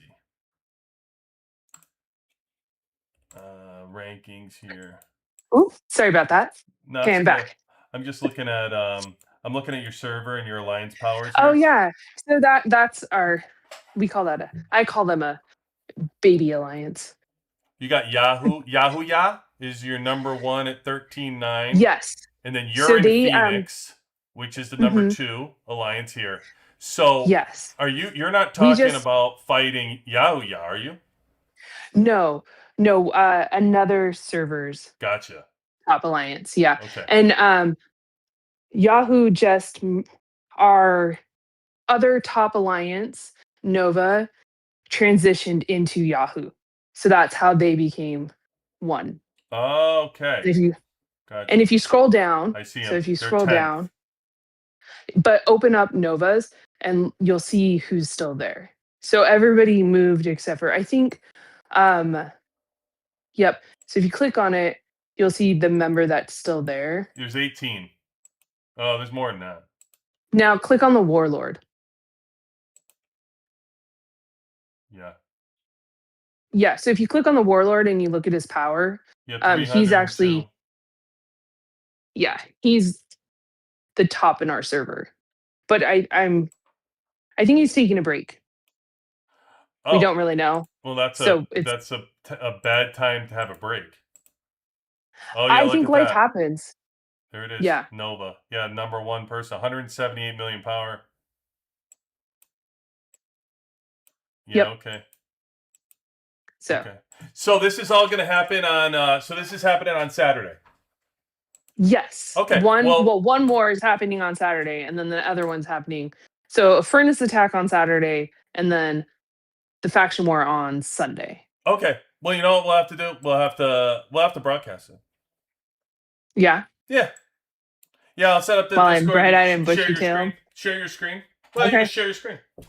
Oh yeah. Oh yeah. I mean, listen, if you're going to be hitting this, I listen. Um what am I Yeah. hold on. What am I missing? Oh, woo, I am. I'm just like I get all caught up in here, and I don't usually read the messages that actually people send in the game. I'm usually too busy reading the messages that everybody actually in the community is sending on online because I hate missing the messages. But even here, I miss them here. Like the messages on the Discord, and I'm missing them on the Discord, and I don't know. I'm always as much as you try to get everybody's message, you're always missing somebody. So it is what it is. Yeah. And But I have learned to be persistent throughout my life. So geez, I give it time because I was like, well, maybe you were busy and your plans changed, and so I didn't want to be incessant about it. hmm, But I wanted to let you know, hey, I'm out here if you cool, wanted, big fan. so So yeah, yeah. I'm thinking we'll work it out so we can either we'll what we'll do is either one or two Oh, things. We'll talk about it okay. and we'll either stream it live or we'll record it and then we'll put it up like video. Gotcha.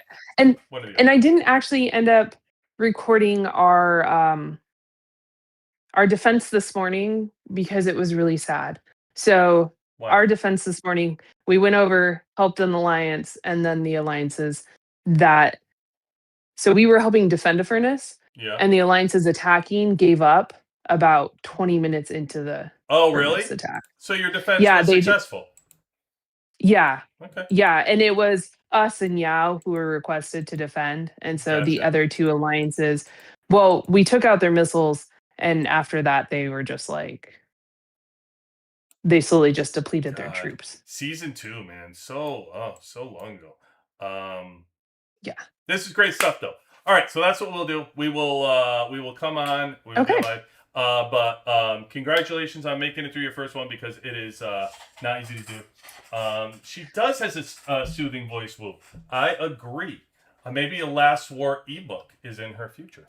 Woo says you should do Oh, ebooks. good to know. I'm actually interesting you say about my voice. In the singing world, I actually have a unique voice. I'm referred Ooh. to as I'm a contra alto, so I can actually sing within the tenor range, and then I can sing a lot of the whole alto range, but I have no You can soprano. sing? Yes, Hold I on. sing. Well, what kind? Wait a minute. What do you? How do you know you can sing? Like you go Well, to I church and like people are like, "Oh my god, your no, voice is no. amazing." Like, how do you know you I can sing? because I was in a university choir for 4 years. Whoa. Okay, big time. You're big time in it. Yeah, All yeah, right. So, and what kind of music do you like to sing? Like, what's your go-to I singing style? haven't I haven't found like I mean the in the shower music is normally I do a lot of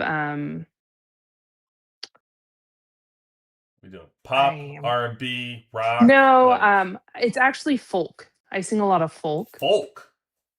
Hmm. Folk. So banjos and yeah, mandolins and You sing yeah, and that? then I also You yep mean like the no no the words with those instruments. I mean, I Oh, could all right, all right. Well, beatbox, wasn't sure. but Wasn't I'm sure. not the best beatbox Wasn't with sure. those instruments. If it was a little in the woods with Yeah. So, Hey but boy. my music preference, I love jazz. I really enjoy singing jazz, but I will sing whatever people ask, and I'm still finding my way. So I'm teaching myself the piano because now I'm not in the university choirs anymore, and so but I still want to keep my voice up, and so I do a lot of You're self teaching with piano and guitar. you're teaching yourself the piano too? This is awesome. This is crazy. You sing. Yeah, You're in this choir. You're teaching yourself piano. This is good stuff. This is good stuff. We got yeah, a lot going on here, Eki. We got a lot to I talk do. about. So it could be his strongest person is 170 million total hits per season 2. There's a guy on 1715 with Wow. 145 total hero Oh, power. so I should send you to It's really wild. So somebody is it's crazy how strong these people are in these early servers. They just like dump all this money and become like VIP 18s. And you know what? These people will quit. These people will quit in season 5 and they'll be looking for somebody. We have somebody. Hey guys, look at this. I'm going to show you something. In our season 5, look at this. Hold up. Wait. Hold on. I got something for you. Look at this. Give me a bass. Here. Give me a bass drop. we actually oh, on the spot. No, I'm just kidding. Doesn't work Look that at way. look at this. Hey Sorry. guys, this is probably the number 3 player in our entire season 5. What's the name of the number 1 player?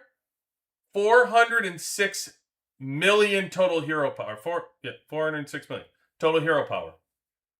Hulk is probably like what? 4. Hold on, I find Hulk after. You see the name of this guy? Did it come up on the screen for you, Talent. Bailey? Mhm. Yep. Yeah, He's getting out ski.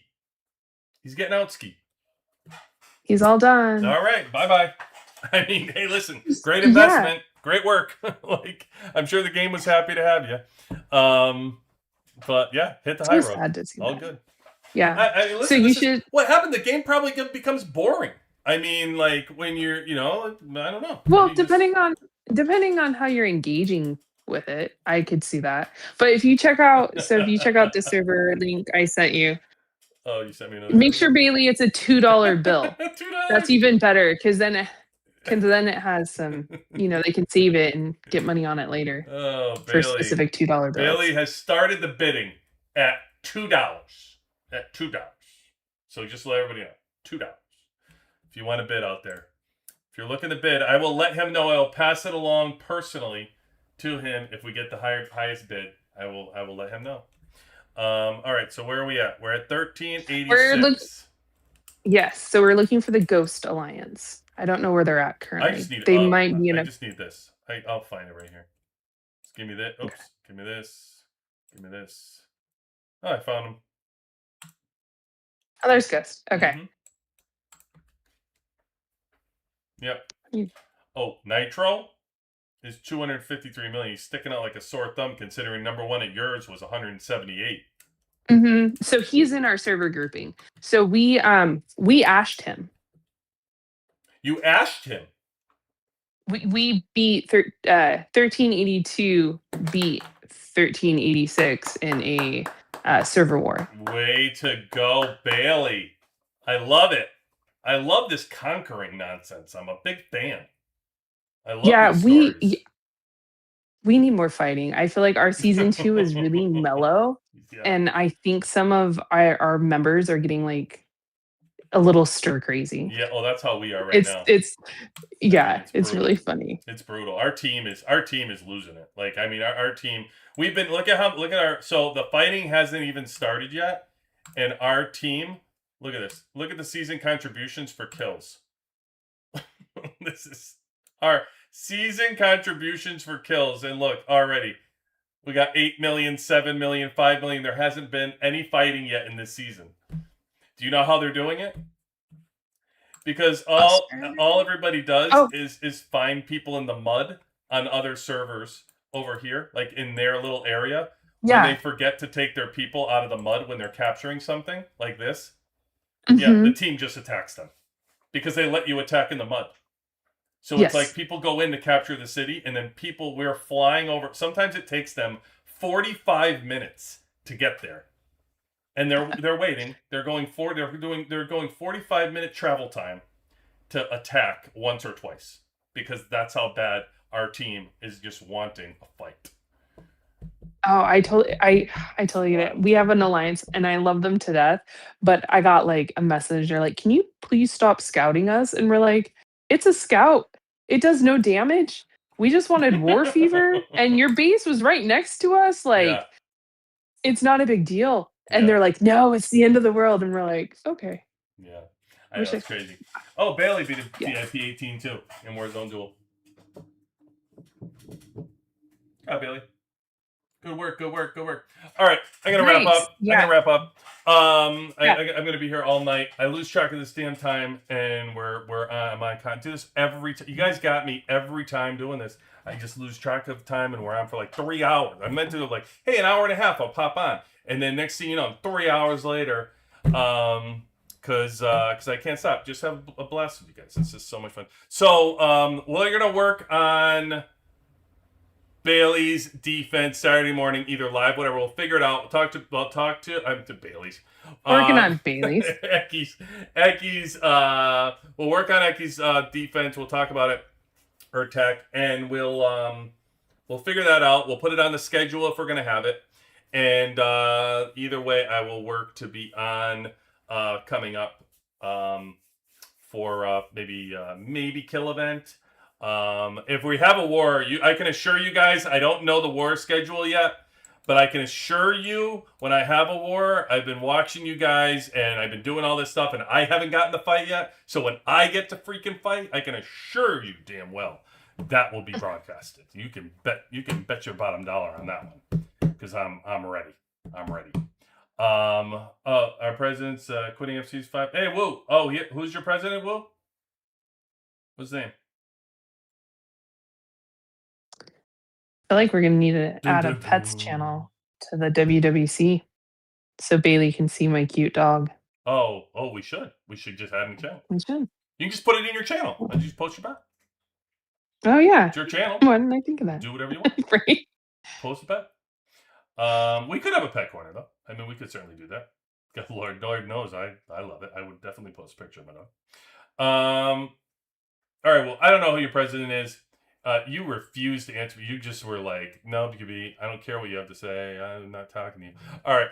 I'm going to be on here. You're going to tell me who the president is, and then I'm going to know the person or something, and it's going to drag me through another half hour. I'll probably look them up. So we're going to cut it here. Becky, as always, thanks for joining us. Yes. Oh, thanks for having me. And we will see you all later. Eki and QB out.